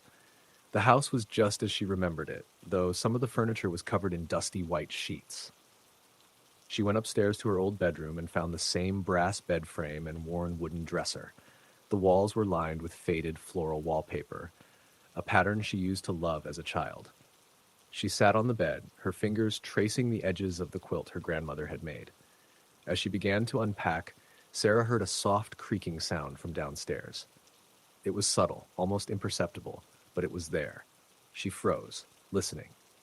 At first, she thought it was the house settling, but then she heard it again, a slow, deliberate creak, as if someone was walking on the floor below her. Sarah shook her head, trying to calm herself. The house was old, and the wooden floors often creaked, even with no one around. But still, the sound unsettled her. She went downstairs to investigate, but the house was empty. The living room was silent, and nothing seemed out of place. She took a deep breath, trying to shake the unease that had settled in her chest, and made herself a cup of tea. The night began to fall, and the shadows stretched longer across the house, adding to the strange sense of isolation. As Sarah sat on the couch, sipping her tea, she heard a faint sound coming from the hallway. It was so soft that she wasn't sure if she imagined it, but it was unmistakable. A whisper, almost a sigh. She stood up, her heart pounding. It was coming from the direction of the kitchen. She stepped cautiously down the hallway, her feet nearly silent on the old wooden floor. As she reached the kitchen, she turned the corner and saw nothing, only the empty room, lit only by the dim light from the living room. The kitchen window was open, and the wind was gently rustling the curtains. But there was no one there. She sighed in relief, trying to convince herself it was just the wind. But deep down, she couldn't shake the feeling that she wasn't alone. The next few hours passed uneventfully, and Sarah decided to go to bed early, hoping the rest of the night would be uneventful. But as she lay in the old bed, her mind kept drifting back to the whispers and the strange noises. She closed her eyes, trying to calm herself when she heard something again. This time, it was clearer. A soft tap, tap, tap on the door. Her heart skipped a beat. She sat up in bed, staring at the door. The tap came again, then another, then another. Someone or something was knocking on her bedroom door. She swallowed hard, too terrified to move. Her thoughts raced, trying to make sense of what was happening. She slowly reached for the bedside lamp and flicked it on, the light flooding the room. For a moment, everything seemed normal. The door was still closed, the room still, except for the faint sound of her breathing. The knocking stopped. Sarah sat there, frozen, staring at the door. Her pulse was racing, and her mind was a whirlwind of questions. Who could be knocking? She was alone in the house, wasn't she? A few moments passed in silence, but then she heard it again. The knocking was louder now, more persistent. It came from just outside her door. "Who's there?" Sarah called out, her voice shaky. The house was silent for a long moment, no response. She waited, but nothing happened. She stood up, her legs weak, and slowly walked to the door, her hand trembling as she reached for the knob. She opened the door slowly, half expecting someone to be standing there, but there was nothing. Just an empty hallway. Her heart thudded in her chest, but she couldn't bring herself to close the door. Instead, she stood there for a long moment, staring into the darkness of the hallway. She felt the cold draft sweep past her, and she glanced up at the staircase that led to the attic. The attic door was slightly ajar, just enough for her to see a sliver of darkened space beyond. Sarah stepped back from the door, her mind racing. She didn't want to go up there. The attic had always unsettled her as a child. The door had always been locked when she was young, and she had never understood why her parents kept it that way. Now she was too afraid to go up there herself. But as she stood at the foot of the stairs, she heard something soft but unmistakable. A whisper, so faint it was almost lost in the sound of her own breath. "Come up." The voice was soft, like a caress, but it was unmistakably clear. Without thinking, Sarah found herself moving toward the stairs. Her feet felt heavy, as though the house itself was pulling her upward. The moment she reached the top, she felt the temperature drop, the air growing thick with something she couldn't name. The attic door was open wider now, and she could see the darkness beyond. She stepped into the attic, her flashlight cutting through the gloom. The air smelled musty, and the floorboards creaked with each step she took. The space was filled with old trunks, forgotten furniture, and dusty boxes, remnants of years gone by. But as Sarah walked deeper into the attic, she noticed something that made her stop cold. There, in the far corner, was an old rocking chair, moving slowly back and forth. There was no breeze, no draft, nothing that could explain the movement. Suddenly, the chair stopped. For a long moment, there was nothing but silence. Then, the whisper came again. This time it was clear, and it was unmistakably close. "Help me." Sarah's blood ran cold, and she stumbled backward, her foot catching on an old chest. She fell to the ground, the flashlight rolling away from her. As she scrambled to her feet, she felt something cold, a chill that swept across her body like a wave. The rocking chair creaked again, and Sarah ran out of the attic, slamming the door behind her. She never returned to the farmhouse after that night. When the house was sold, the new owners reported strange occurrences, noises, whispers, and cold spots, just as Sarah had experienced. The house was left abandoned again, eventually swallowed by the forest that had always surrounded it. Sarah, however, could never forget the whispers, and sometimes, when the wind howls through the trees outside her apartment, she swears she can still hear that soft voice calling to her. "Help me." Story the end. Story number 11. When I moved into the old house on the outskirts of town, I had no idea what I was getting myself into. It wasn't a place I'd ever imagined myself living in, but the deal was too good to pass up. The rent was cheap, the space was enormous, and the location, though a little remote, had its charm. I was eager for a change, tired of city life, tired of the constant noise and stress. So, when I found this old house, with its weathered brick exterior and overgrown garden, I saw it as an opportunity to start fresh. The house was built in the 1800s, a classic Victorian structure with high ceilings, dark wood floors, and tall windows that let in an abundance of light. The landlord, an elderly man named Mr. Worthington, was kind and welcoming, though there was something a bit unsettling about him. He seemed to take an unusual amount of interest in my moving in, and made it clear that the house had a history he didn't elaborate on. He said it with a knowing look, as if he expected me to ask more questions, but I didn't. I had my own life to focus on, and I wasn't interested in hearing old ghost stories or folklore. The first few days were peaceful. I spent time unpacking, settling in, and getting to know the house. It was beautiful in its own way, though it had clearly been through its share of wear and tear over the years. There were cracks in the walls, faded wallpaper peeling off in places, and the floorboards creaked underfoot with every step. But I liked it that way. It had character, and that was something I'd missed in the sterile, modern apartment I'd left behind. But the strange things started happening on the fourth night. It began with the sound of footsteps. At first, I thought it was just the house settling, the typical creaks and groans of an old building. But as the night wore on, the sounds grew more distinct, clearer, more deliberate. It wasn't just the sound of wood shifting under pressure, but the unmistakable noise of someone walking around.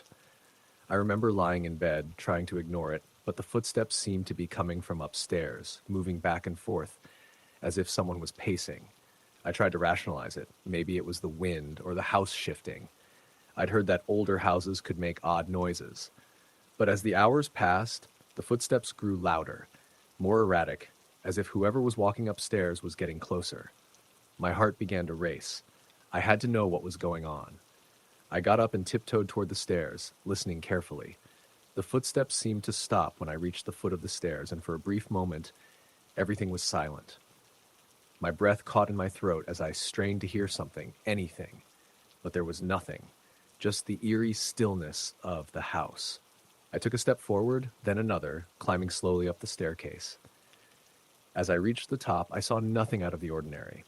No one was there. I stood in the hallway, my heart pounding, unsure of what to do. I called out, "Hello?" My voice echoed, but there was no answer. The house felt so quiet, so still, as though it were holding its breath. I shook my head, trying to convince myself it was just my nerves. Maybe it was the house itself. Old houses did strange things, didn't they? The next few nights, the footsteps returned. Sometimes they were louder, sometimes softer, but they were always there. And then came the whispers. It was subtle at first, just faint murmurs like the sound of distant voices. But one evening, as I was cooking dinner in the kitchen, I heard it clearly. It was coming from the hallway, just outside the door. "Help me." The voice was soft and desperate, as if it was coming from someone in pain. I froze, my knife suspended midair, the chill of fear crawling up my spine. I called out, "Who's there?" Silence. I rushed to the door, flinging it open, but the hallway was empty. No one was there. I stood in the doorway for a few moments, staring into the darkness, my mind racing. Who had spoken? It hadn't been my imagination. There was no mistaking it. That night, I barely slept. I lay awake, the sound of the footsteps and the voice echoing in my mind. The following morning, I decided to take a walk around the house, hoping to calm my nerves. As I stepped outside into the garden, I noticed something strange. The old oak tree in the yard, which had always been a peaceful, quiet part of the property, now seemed different. The air around it felt heavy, thick with an energy I couldn't explain. I walked closer, drawn to it for reasons I couldn't understand. As I reached the base of the tree, I saw something half buried in the ground, a small weathered object. I crouched down and carefully brushed the dirt away. It was a locket. I opened it, expecting to find something old and sentimental inside, but instead I was met with a photograph of a woman I didn't recognize. She looked to be in her 30s, her face pale and somber. The photograph was black and white, faded with age. I didn't know why, but looking at her face made my stomach turn. I stood up quickly, the locket slipping from my fingers and landing in the dirt. I backed away from the tree, my mind racing. The woman in the photograph was hauntingly familiar, as though I had seen her somewhere before. I turned and hurried back inside, my pulse quickening with every step. That night, the whispers came again, louder this time. "Help me. Please. I can't." I couldn't take it anymore. I grabbed my phone and called Mr. Worthington, hoping he could shed some light on the situation. Mr. Worthington, I need to ask you something, I said, my voice trembling. Is there something wrong with this house? Is there a history I should know about? There was a long pause on the other end of the line, and then he spoke, his voice quiet but firm. You need to leave. Now. I was confused. What do you mean? What's going on? I didn't want to tell you, he continued, his voice shaking, but the house, it's been like this for years. The woman in the photograph you found, that was my daughter. She died here in this house many years ago. No one knows what happened. The house has been haunted ever since. I thought you could handle it, but you need to leave before it's too late. I was stunned. My mind raced as I processed his words. But why didn't you tell me before I moved in? I thought you would be fine, he whispered, his voice barely audible. I thought it had stopped, but it hasn't. She's still here, still trapped, and now so are you. I hung up the phone, my heart pounding in my chest. I didn't know what to believe. All I knew was that the house was no longer a place I could call home. Something dark, something malevolent was lingering in its corners, waiting for me to succumb to its pull. I packed my things that night, not stopping until I had left the house and driven as far away as I could. As I looked back at the house one final time, I saw the lights flicker in the window, just like they always had. But this time, it wasn't a flicker caused by a short circuit. It was a warning. Story the end. Story number 12. The night Evelyn moved into the small cottage at the edge of town, the wind was unusually cold for early spring. She had found the place after weeks of searching for somewhere quiet, far from the noise and chaos of city life. A little retreat by the woods seemed like the perfect solution, peaceful, secluded, and affordable. The owner, an elderly man with a kind face, had promised her the place was well-loved, and had even warned her that it had a history. He spoke the words with a knowing look, but Evelyn had dismissed it as the eccentricities of an old man who didn't quite know how to let go of a property. The cottage was charming, albeit a little run-down, but it felt like home as soon as she stepped through the front door. The walls were adorned with faded wallpaper, and the floors creaked in a familiar, comforting way.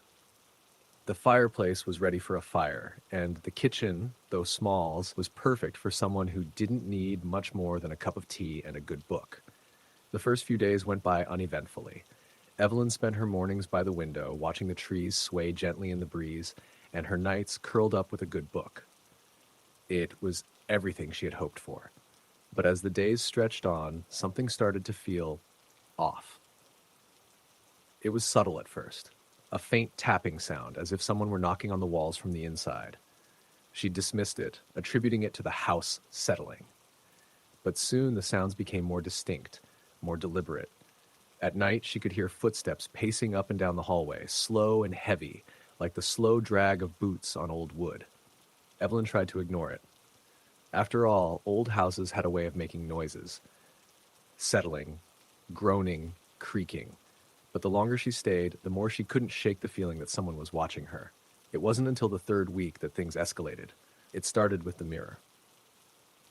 Evelyn had been getting ready for bed, brushing her hair in the small bathroom when she noticed, out of the corner of her eye, that the reflection in the mirror didn't match her movements. At first, she thought it was just exhaustion, the result of staring at herself for too long. But as she continued brushing, she saw her reflection move just a split second after she did, like a delayed echo. She turned sharply, catching the reflection in a sudden shift. But no one was there. The next day, the mirror was different. Instead of her reflection, there were deep scratches on the glass, long, thin lines, as if something had clawed at it from the inside. Evelyn was unnerved, but told herself it was nothing. The cottage had probably been exposed to the elements for too long, the moisture from the air causing the glass to warp. But that night, as she lay in bed trying to sleep, she heard the voice. It was a whisper at first, too faint to make out. But as it grew louder, the words became clear. "Get out." Evelyn bolted upright in bed, her heart pounding. She wasn't sure if it was her imagination, but the voice was unmistakable. It came from the direction of the bathroom. She sat still for a moment, her breath shallow, waiting for something else to happen. The silence was almost deafening. Then came the sound of soft footsteps, slow, methodical, as if someone were walking toward her. Terrified, Evelyn grabbed her phone and texted her sister, telling her she was thinking of leaving. But just as she hit send, the footsteps stopped.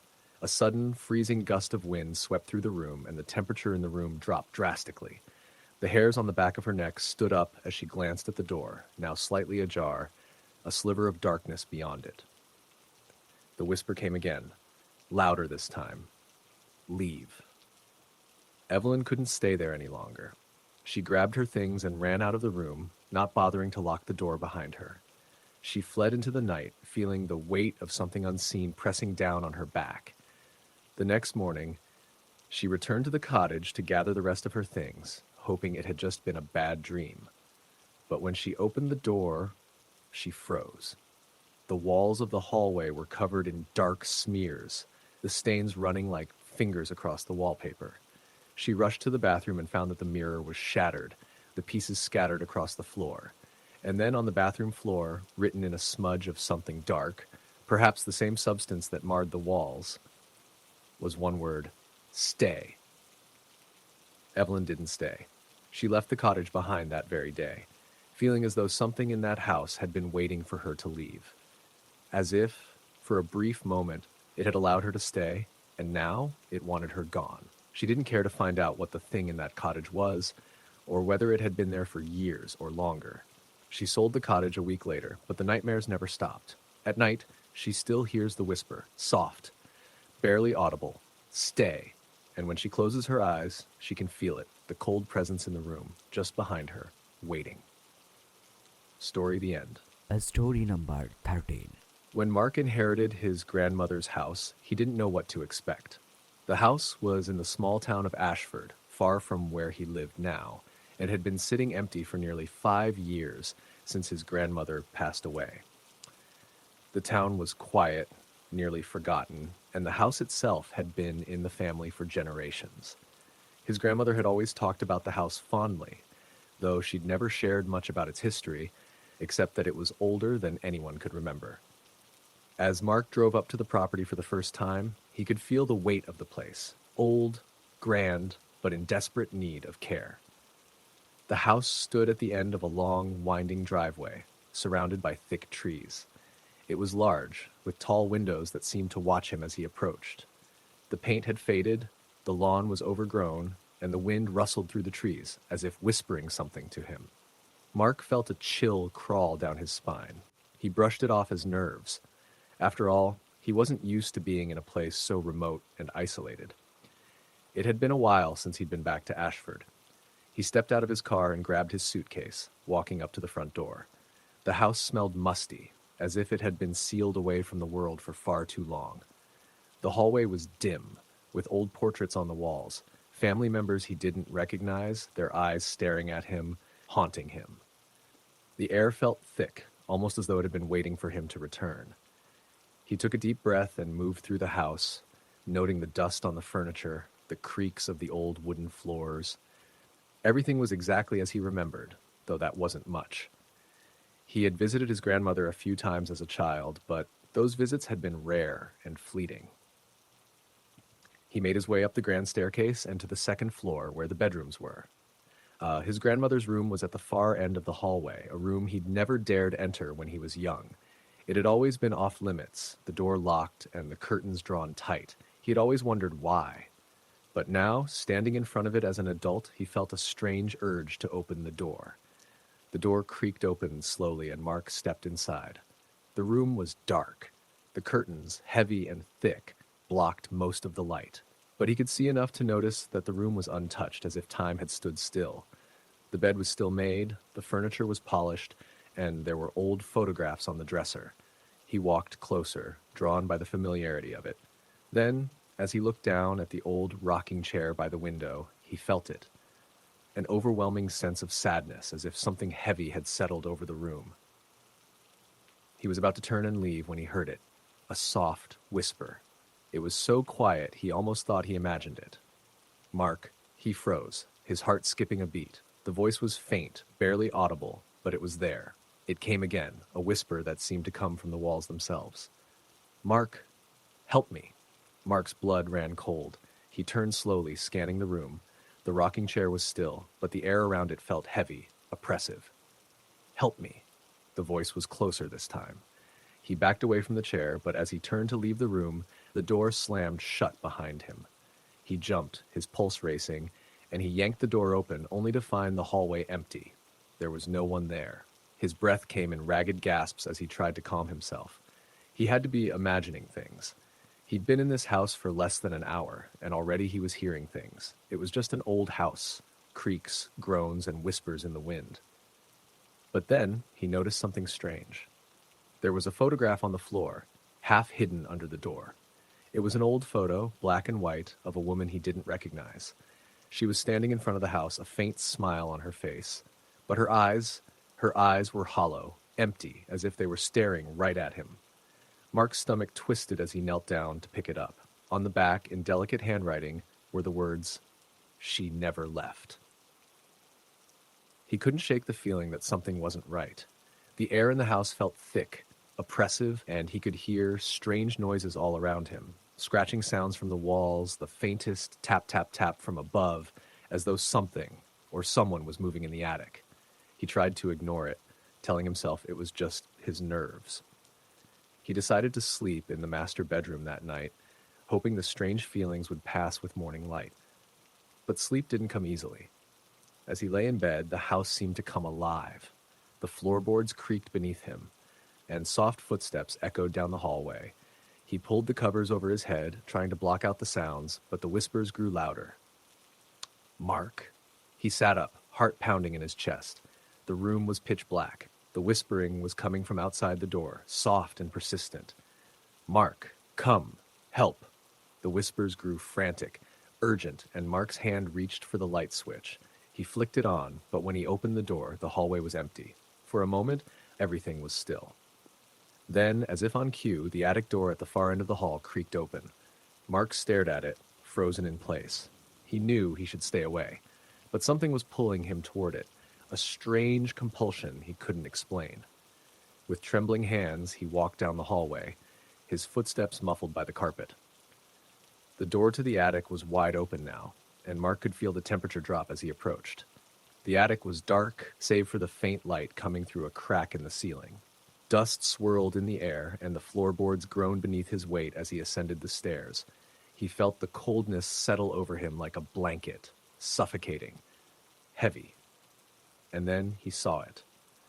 At the far end of the attic was an old rocking chair, rocking back and forth in the stillness, though there was no breeze. As he stepped closer, he felt a strange pressure on his chest, as if something was watching him.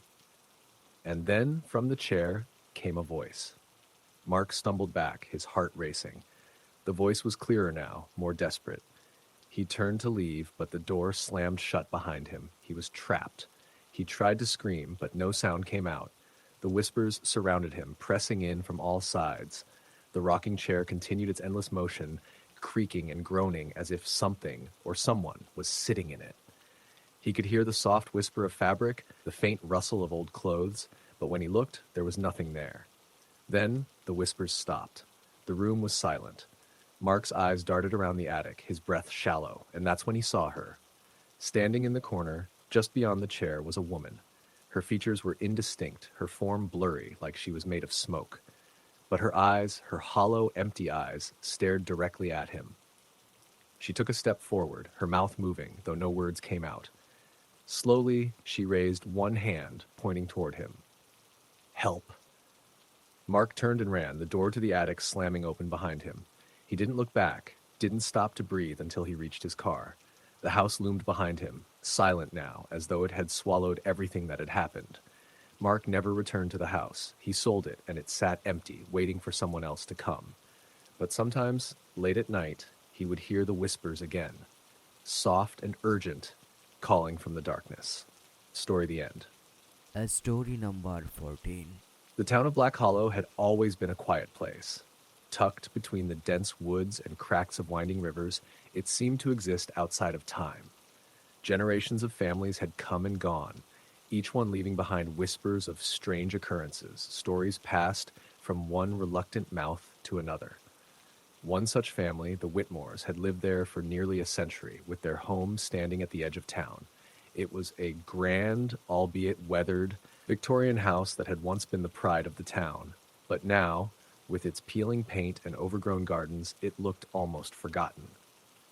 When Emily Whitmore, the youngest of the Whitmore children, returned to the house after many years away, it was with the intention of selling it. She had inherited the house after her parents' sudden passing in a car accident.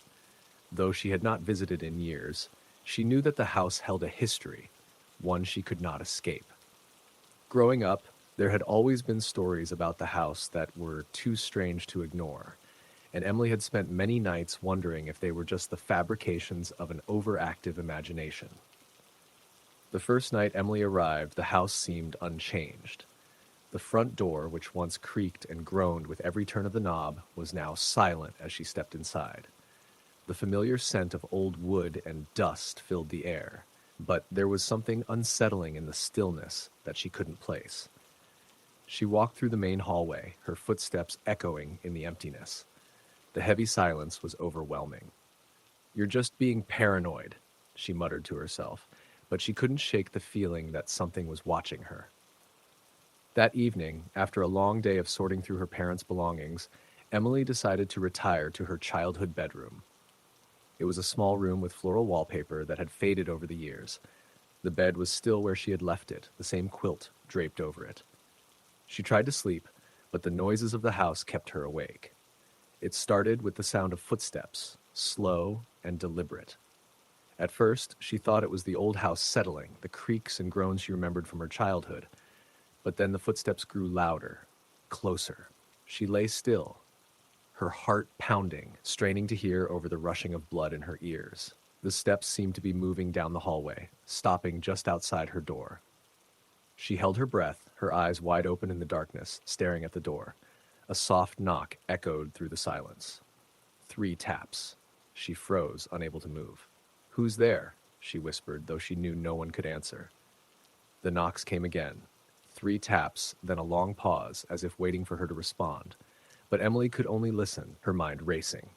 She thought of the stories she had heard as a child, of the ghostly figure that wandered the halls at night, the restless spirit of her great-grandmother who had passed away in the house.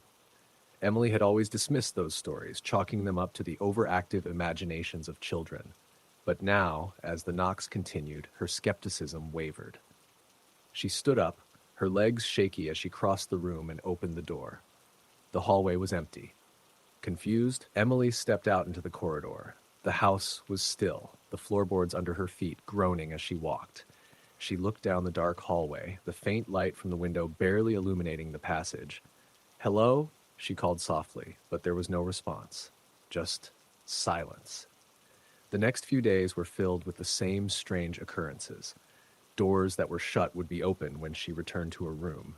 She would find objects displaced, a chair moved across the floor, a book left open to a page she knew she hadn't turned to. Emily would chalk it up to the house's old quirks, but deep down she knew it wasn't just the house settling. One evening, she decided to explore the attic. It had been locked for as long as she could remember. The key always kept hidden somewhere in the house. But after a few hours of searching, Emily found the key in an old drawer in the kitchen, buried beneath a pile of letters. The attic door creaked as she unlocked it, the old hinges groaning in protest. Emily hesitated for a moment, but then pushed the door open. The air inside was thick with dust, and a faint smell of mildew lingered. She stepped in, the wooden floorboards squeaking under her weight. The space was filled with old furniture, trunks, and forgotten belongings covered in sheets. It looked like a graveyard of the past. She walked deeper into the attic, her footsteps disturbed only by the occasional rattle of the wind outside. As she neared the far corner of the room, she noticed something strange. A small, ornate mirror was propped against the wall. The frame was old, covered in intricate carvings of flowers and vines. What caught her attention, however, was the reflection. The room behind her appeared as it should, dusty and neglected, but there was something in the mirror. A figure. It was faint, almost as if it was not entirely solid, but it was unmistakable. A woman, dressed in a long, flowing gown, her face obscured by shadows. Emily's heart skipped a beat. She spun around, but the attic was empty. The figure in the mirror didn't move, its presence eerie and still. Emily could feel a chill in the air, the temperature dropping suddenly, and as she stared into the mirror, she noticed something strange. The woman's face, although hidden, seemed to be staring right at her. "Who are you?" Emily whispered, her voice shaking. The figure didn't answer, but the temperature around her seemed to drop further. A soft whisper floated through the attic, almost too faint to hear. "Help!" Emily's blood ran cold. She took a step back, her hand trembling as she reached for the mirror. The moment her fingers touched the frame, the whispering stopped. The woman in the mirror vanished, leaving behind nothing but the dusty reflection of the attic. Frantic, Emily turned to leave, but as she reached the door, she heard it again. The slow, deliberate footsteps. They were moving toward her, the sound echoing in the silence of the attic. Emily ran down the stairs, her breath coming in short, ragged gasps. She slammed the attic door shut and locked it behind her. But as she glanced toward the hallway, she saw something that made her blood run cold. A figure at the end of the corridor. The same woman from the mirror. Her face was pale and gaunt, her eyes hollow with sorrow. She raised a trembling hand, beckoning Emily forward. "No," Emily whispered, her voice barely audible. "I can't help you." The figure took a step toward her, and the air grew heavy, suffocating. The woman's eyes seemed to pierce into Emily's soul, filled with an unbearable sadness. "I'm sorry," Emily choked, taking a step back. The woman didn't speak, but the sorrow in her eyes was clear. Emily turned and ran out the front door, Fremstedt, not looking back. She didn't stop until she was far from the house, her heart still pounding in her chest. She never returned to Black Hollow, nor did she ever speak of what happened in the house. But sometimes when she closed her eyes, she could still see the woman's eyes and hear the soft whisper calling out for help. Story the end. Story number 15. It was a cold autumn evening when Daniel inherited his late aunt's house, a weathered colonial home in the quiet, forgotten town of Ashford. The house had stood for over a century, its faded white paint peeling from years of neglect. Though Daniel had never been close to his aunt, he decided to spend a week in the house to sort through her belongings and decide if it was worth keeping. The first night was uneventful, though the house had a heavy, oppressive silence about it. The air inside felt stagnant, and the wind outside howled through the gaps in the old wooden windows. Still, Daniel dismissed the uneasy feeling as nothing more than his imagination. It was on the second night that things began to shift. While unpacking in the upstairs bedroom, Daniel heard a faint knocking sound coming from the attic above. It was rhythmic, deliberate. "Probably just the wind," he muttered to himself, but the sound persisted, growing louder with each passing minute. Unable to ignore it, Daniel grabbed a flashlight and climbed the narrow staircase leading to the attic. The air grew colder as he ascended, the beam of his flashlight cutting through the darkness. The attic was cluttered with dusty furniture, old trunks, and cobweb-draped rafters. At first glance, everything appeared undisturbed. But as Daniel scanned the room, his flashlight caught something unusual. A rocking chair in the far corner, swaying gently back and forth. There was no breeze. Daniel's breath hitched. He approached cautiously, the floorboards groaning beneath his feet. When he reached the chair, he found nothing but an old, moth-eaten quilt draped over it. With a nervous laugh, he told himself the chair must have shifted when he stepped on the creaky floorboards. He went back downstairs, but he couldn't shake the feeling that he wasn't alone. That night, as Daniel lay in bed, he was jolted awake by the sound of footsteps. They were slow and deliberate, moving from one end of the hallway to the other. "Hello?" he called out, his voice trembling. The footsteps stopped abruptly. The silence was deafening. Clutching the flashlight he kept by his bed, Daniel stepped into the hallway. It was empty, but the air was icy cold.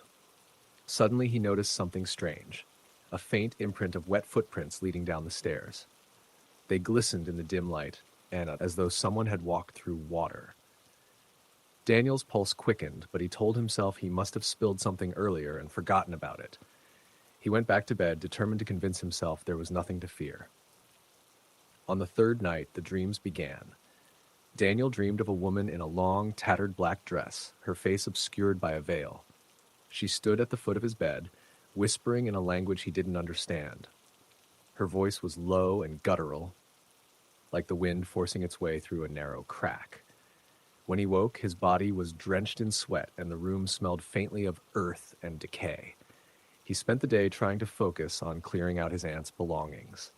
In one of the downstairs closets, he found a locked wooden box. After prying it open, he discovered a stack of yellowed letters and an old photograph of his aunt standing beside a woman in black. The woman's face was blurred, as though the photograph had been smeared, but her dark, piercing eyes seemed to burn through the paper. Daniel's unease deepened when he read the letters. They were written by his aunt, addressed to a friend, and described strange occurrences in the house, objects moving on their own, cold spots, and the appearance of a shadow woman. "She's always watching," one letter read. "She won't let me leave. I can't escape her." By nightfall, Daniel was convinced the house was haunted. He decided to leave the next morning, but the house had other plans. As he was packing, the lights began to flicker. The walls groaned as if the house were alive. Then came the footsteps again, heavy and purposeful, echoing through the empty halls. The sound grew louder, closer, until it stopped right outside his bedroom door. Daniel froze. His hand shook as he reached for the doorknob. When he opened the door, no one was there. But something else caught his attention. A single word scrawled across the hallway mirror in what looked like condensation. "Leave." Daniel didn't need any further convincing. He grabbed his keys and bolted for the door. As he reached the bottom of the stairs, he glanced back one last time. The woman from his dreams stood at the top of the staircase, her veil lifting just enough to reveal a pale, hollow face and empty, blackened eyes. She raised a skeletal hand, pointing at him. The front door slammed shut behind him as he stumbled onto the porch, gasping for air. He didn't stop running until he reached his car. Daniel never returned to the house. He sold it within a month, never disclosing what he had experienced. But sometimes, late at night, he would wake from those same dreams, the woman in black standing over him, whispering her guttural chants. No matter how far he ran, it seemed she had followed. Story the end. Story number 16. It was the summer of 1997 when Megan, a 22-year-old college student, agreed to house sit for the Larkins, a wealthy couple who owned a sprawling Victorian mansion on the outskirts of a small town in New Hampshire. The house was everything you'd expect in a storybook: ornate woodwork, creaky floors, towering gables, and stained glass windows that caught the sunlight in a kaleidoscope of eerie patterns. The Larkins were heading to Europe for 2 weeks, and Megan had thought it would be an easy gig. Just water the plants, feed the cat, and keep an eye on the place. It wasn't her first time staying in someone's house alone, but something about the mansion unsettled her from the moment she stepped through the heavy oak doors. The first few days were uneventful.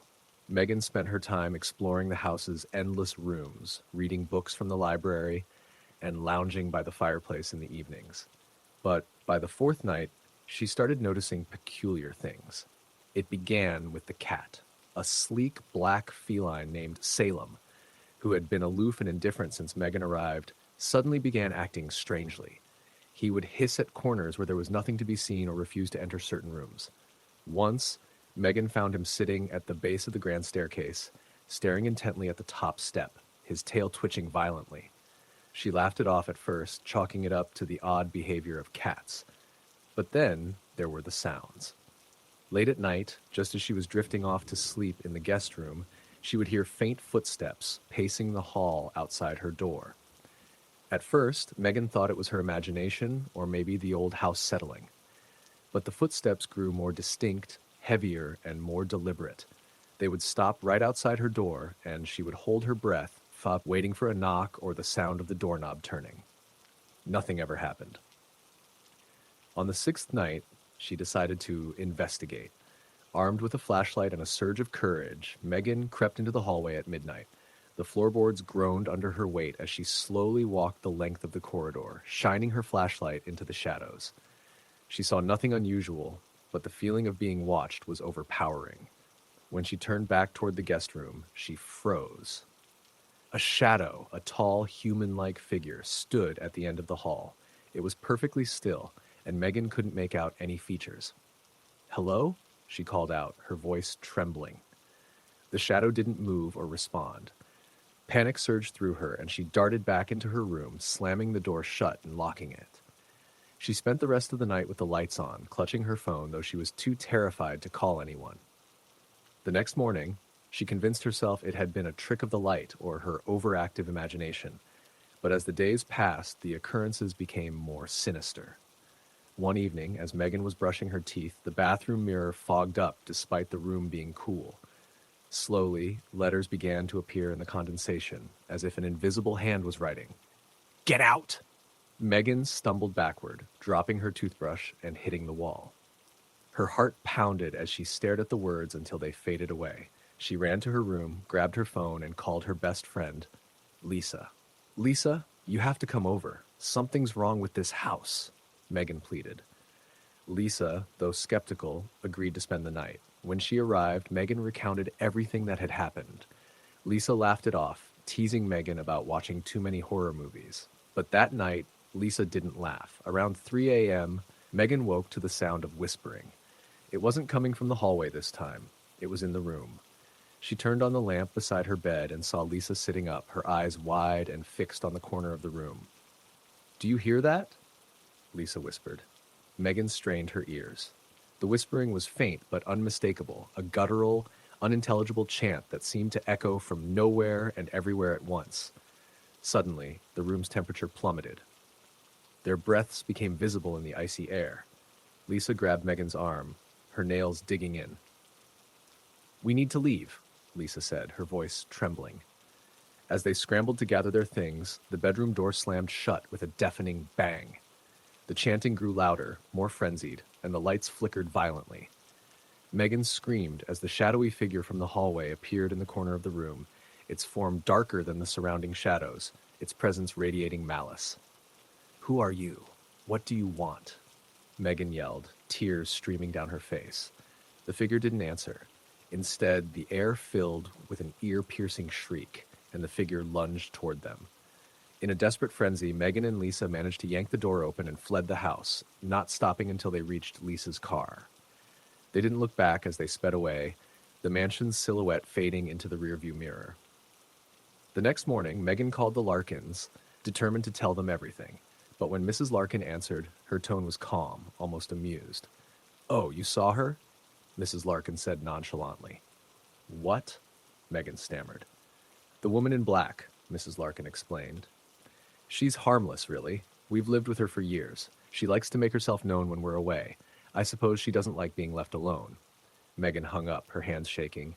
She never went back to the mansion, and the Larkins never mentioned anything about her abrupt departure. Years later, Megan would still wake up in the middle of the night, haunted by the shadowy figure and the whispering chants. She never accepted another house-sitting job, and she avoided old houses at all costs. Some things, she learned, were better left undisturbed. Story the end. Story number 17. The night was thick with fog as Erin drove down the winding road leading to her grandmother's house. The rural Pennsylvania town was shrouded in darkness, save for the faint glow of her car's headlights slicing through the mist. She had made the trip countless times before, but tonight felt different, heavier. The air seemed to cling to her skin, and an odd tension crept into her chest. Her grandmother's house was an old, sprawling Victorian manor set deep in the woods. Built in the 1800s, it exuded charm but carried a reputation for being peculiar. Local legends whispered of strange occurrences in the house, but her grandmother always laughed them off, attributing the tales to small-town gossip. Erin never paid much attention to the rumors until tonight. As she pulled into the driveway, the porch light flickered weakly, casting eerie shadows on the weathered wooden facade. She grabbed her overnight bag and stepped out of the car, the crunch of gravel under her boots unnervingly loud in the stillness. The house loomed above her, its many windows dark and unwelcoming. A shiver ran down her spine. Inside, the air was stale, carrying the faint scent of mothballs and lavender. "Grandma?" Erin called out, her voice echoing slightly in the high-ceilinged foyer. No response. She set her bag down and checked the living room, the kitchen, and finally the study, where her grandmother often sat reading. Empty. "Maybe she's already gone to bed," Erin muttered to herself, though unease gnawed at her. She climbed the creaky staircase to the second floor, her footsteps slow and deliberate. The upstairs hallway stretched before her, dimly lit by a single sconce at the far end. The shadows seemed to dance, shifting unnaturally with each step she took. She reached her grandmother's bedroom and knocked softly. "Grandma, it's me, Aaron." Silence. She hesitated before turning the knob. The room was empty, the bed neatly made, and the faint scent of her grandmother's favorite rosewater perfume lingered in the air. Erin frowned. Her phone buzzed in her pocket, breaking the silence. She pulled it out and saw a text from her grandmother. "Had to step out for a bit. Make yourself at home. Back soon." Relieved. She texted back. "Okay, let me know when you're on your way." Placing her phone on the bedside table, she decided to settle in. She unpacked her bag and changed into her pajamas before heading to the kitchen for a glass of water. As she passed the old grandfather clock in the hallway, it struck 11. The chimes reverberated through the house, sounding louder than they should have. The moment the last chime faded, the air seemed to shift. Erin froze, her ears straining. A faint sound, like soft footsteps, came from above her. Her grandmother's attic. Erin stared at the ceiling, her heart pounding. She shook her head, brushing it off as the house settling. But the sound came again, deliberate and unmistakable. Her breath caught. She had never liked the attic. Even as a child, she avoided it. Something about its dark, cramped space felt wrong. Determined to prove to herself that it was nothing, Erin grabbed a flashlight from the kitchen drawer. She climbed the narrow staircase leading to the attic, each step creaking beneath her weight. The closer she got, the more oppressive the air became. At the top, she hesitated before pushing the door open. The attic was cold, far colder than the rest of the house. Dust motes danced in the beam of her flashlight as she swept it across the room. Boxes and old furniture were stacked haphazardly, covered in white sheets that gave them a ghostly appearance. The sound had stopped. She took a cautious step forward. "Hello?" she called, her voice barely more than a whisper. No answer. She moved further in, her pulse hammering in her ears. The flashlight flickered, and she slapped it lightly, muttering a curse. That's when she saw it.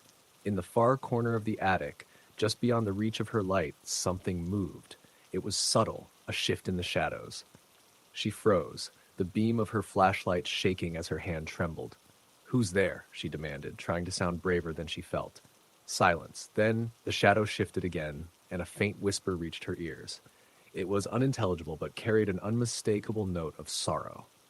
Erin stepped back, her instincts screaming at her to run. The flashlight flickered once more and went out completely, plunging her into darkness. Panic surged as she fumbled to turn it back on. A soft rustling sound came from behind her. She whipped around, but the darkness was impenetrable. Her breathing grew rapid, and she could feel her pulse in her throat. Erin. Her name. Spoken clearly and close. Too close. She bolted. Practically tumbling down the attic stairs, she didn't stop until she was back in the kitchen, her chest heaving and tears streaming down her face. She grabbed her phone, her fingers shaking as she dialed her grandmother. It rang twice before going to voicemail. She left a frantic message. "Grandma, where are you? Something's in the house. Please call me back." The phone slipped from her hand as a sudden loud crash came from the living room. Erin let out a startled scream, backing against the counter. The crash was followed by the sound of something heavy being dragged across the floor. She wanted to run, but her legs felt rooted to the spot. Summoning every ounce of courage, she peeked into the living room. The coffee table had been overturned, and one of the armchairs was now in the middle of the room, facing away from her. Her blood ran cold when she noticed the faint imprint of a hand on the back of the chair, dark as if burned into the fabric. The air grew colder still, and she could see her breath in the faint light filtering through the window. A voice, low and guttural, filled the room. "Why are you here?" Erin didn't wait to find out who or what was speaking. She ran, grabbing her car keys from the foyer and flinging open the front door. As she stepped outside, she froze. Standing at the edge of the driveway was her grandmother, staring at the house with a vacant expression. Her lips moved, but no sound came out. Erin called out to her, but her grandmother didn't respond. Instead, she slowly turned and walked into the woods. "Grandma, wait!" Erin shouted, running after her. The fog swallowed them both as Erin followed the faint silhouette of her grandmother deeper into the trees. The woods were eerily quiet, the only sound her own frantic footsteps. Suddenly, the figure stopped. Erin reached out, her fingers brushing her grandmother's shoulder. But when the figure turned, it wasn't her grandmother. The face was pale and gaunt, the eyes hollow sockets that seemed to pull at her very soul. Its mouth twisted into a chilling grin, and it whispered, "You shouldn't have come." Erin screamed and stumbled backward, tripping over a root and falling hard onto the ground. When she looked up, the figure was gone, and the woods were silent once more. Shaking, she scrambled to her feet and ran back to the house. Her car was still in the driveway, but the house was dark, the porch light now extinguished. She didn't dare go back inside. Instead, she climbed into her car, locked the doors, and waited for morning. When the first rays of sunlight pierced the fog, Erin's phone buzzed. It was a text from her grandmother. "Sorry I missed you last night. Had to stay in town. Hope you slept well." Erin stared at the text, her hands trembling. She turned to look at the house one last time. In the attic window, a shadow moved. Story the end. Story number 18. Evelyn had never believed in ghosts. She was practical, grounded, and skeptical of anything that couldn't be explained with science or logic. But that was before she moved to the old house on the hill. The house had been abandoned for years. It was a large, imposing Victorian perched on a small rise just outside of town, surrounded by overgrown hedges and a rusty wrought iron gate. The kind of house that looked haunted, even in the brightest sunlight. It had been in her great-uncle's, a man she barely remembered, who had left it to her after his passing. At the time, Evelyn had felt a strange pull toward it, an inexplicable desire to leave her cramped apartment in the city and start fresh in the quiet of the country. The first few days in the house were peaceful. The air was still, and the only sounds were the occasional rustle of leaves outside and the distant calls of birds. Evelyn spent the days cleaning out rooms, unpacking boxes, and trying to make the house feel like home. The once grand furniture was covered in dust and cobwebs, and the wallpaper was peeling in places, but it was nothing she couldn't fix. She had always loved old houses, and the idea of restoring one from scratch excited her. However, after the first week, something changed. It started with small things. The lights flickered occasionally, but she brushed it off as faulty wiring. A door would creak open on its own, or a cabinet would be slightly ajar when she was sure she had closed it. At first, she laughed at herself, chalking it up to her imagination. After all, the house was old. Nothing strange about a few odd noises. But the longer she stayed, the more pronounced the strange occurrences became. It was the third night when she first heard the footsteps. She had just finished a late dinner and was sitting on the couch, reading.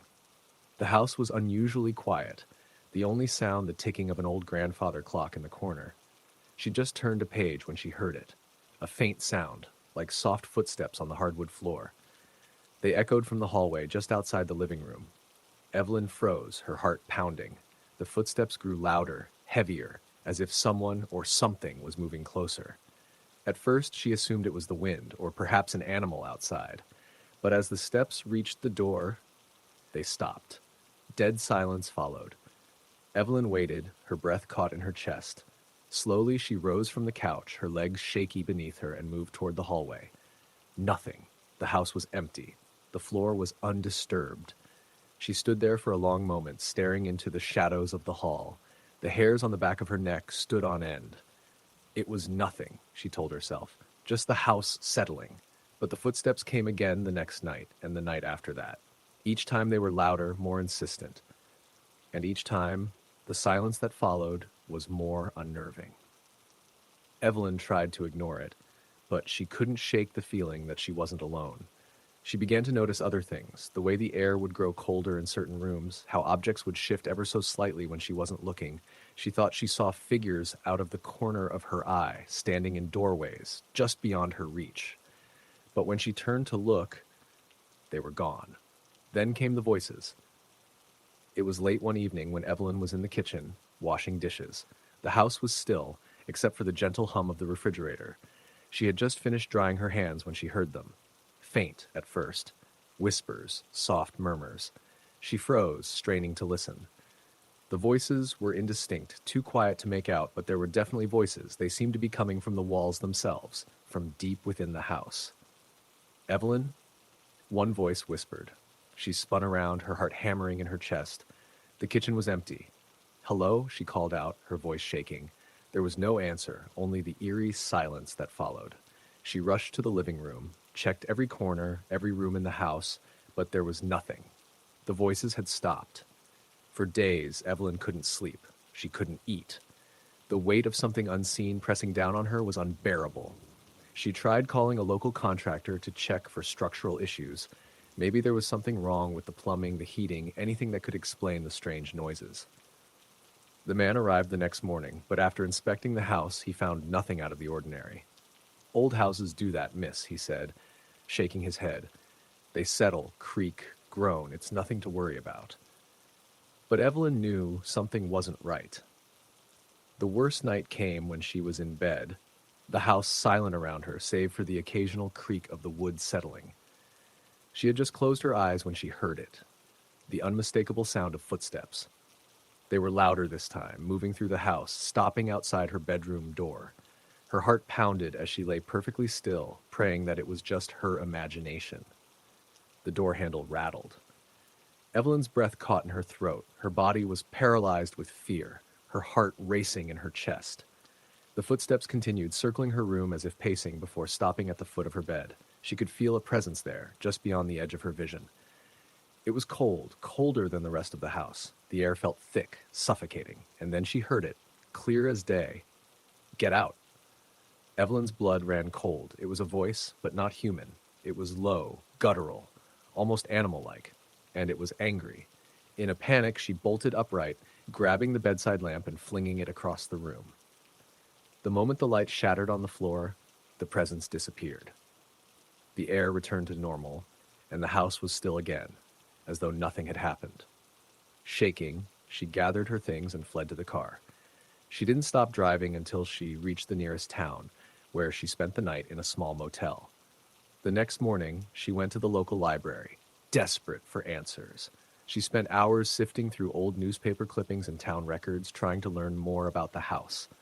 What she found sent a chill through her. The house had a dark history. Its original owner, a wealthy man named Alistair Blackwood, had been found dead in the house under mysterious circumstances. Some said it was suicide, others claimed he was murdered. But the most unsettling thing she found was a note in the archives. "The house does not forget. It takes what is owed." Evelyn returned to the house that afternoon, her heart heavy with dread. As she stood in the front yard, staring at the darkened windows, she realized something.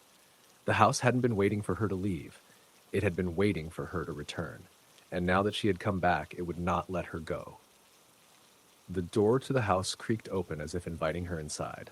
And though every bone in her body screamed for her to run, Evelyn stepped forward, knowing the house was already claiming her. Story the end.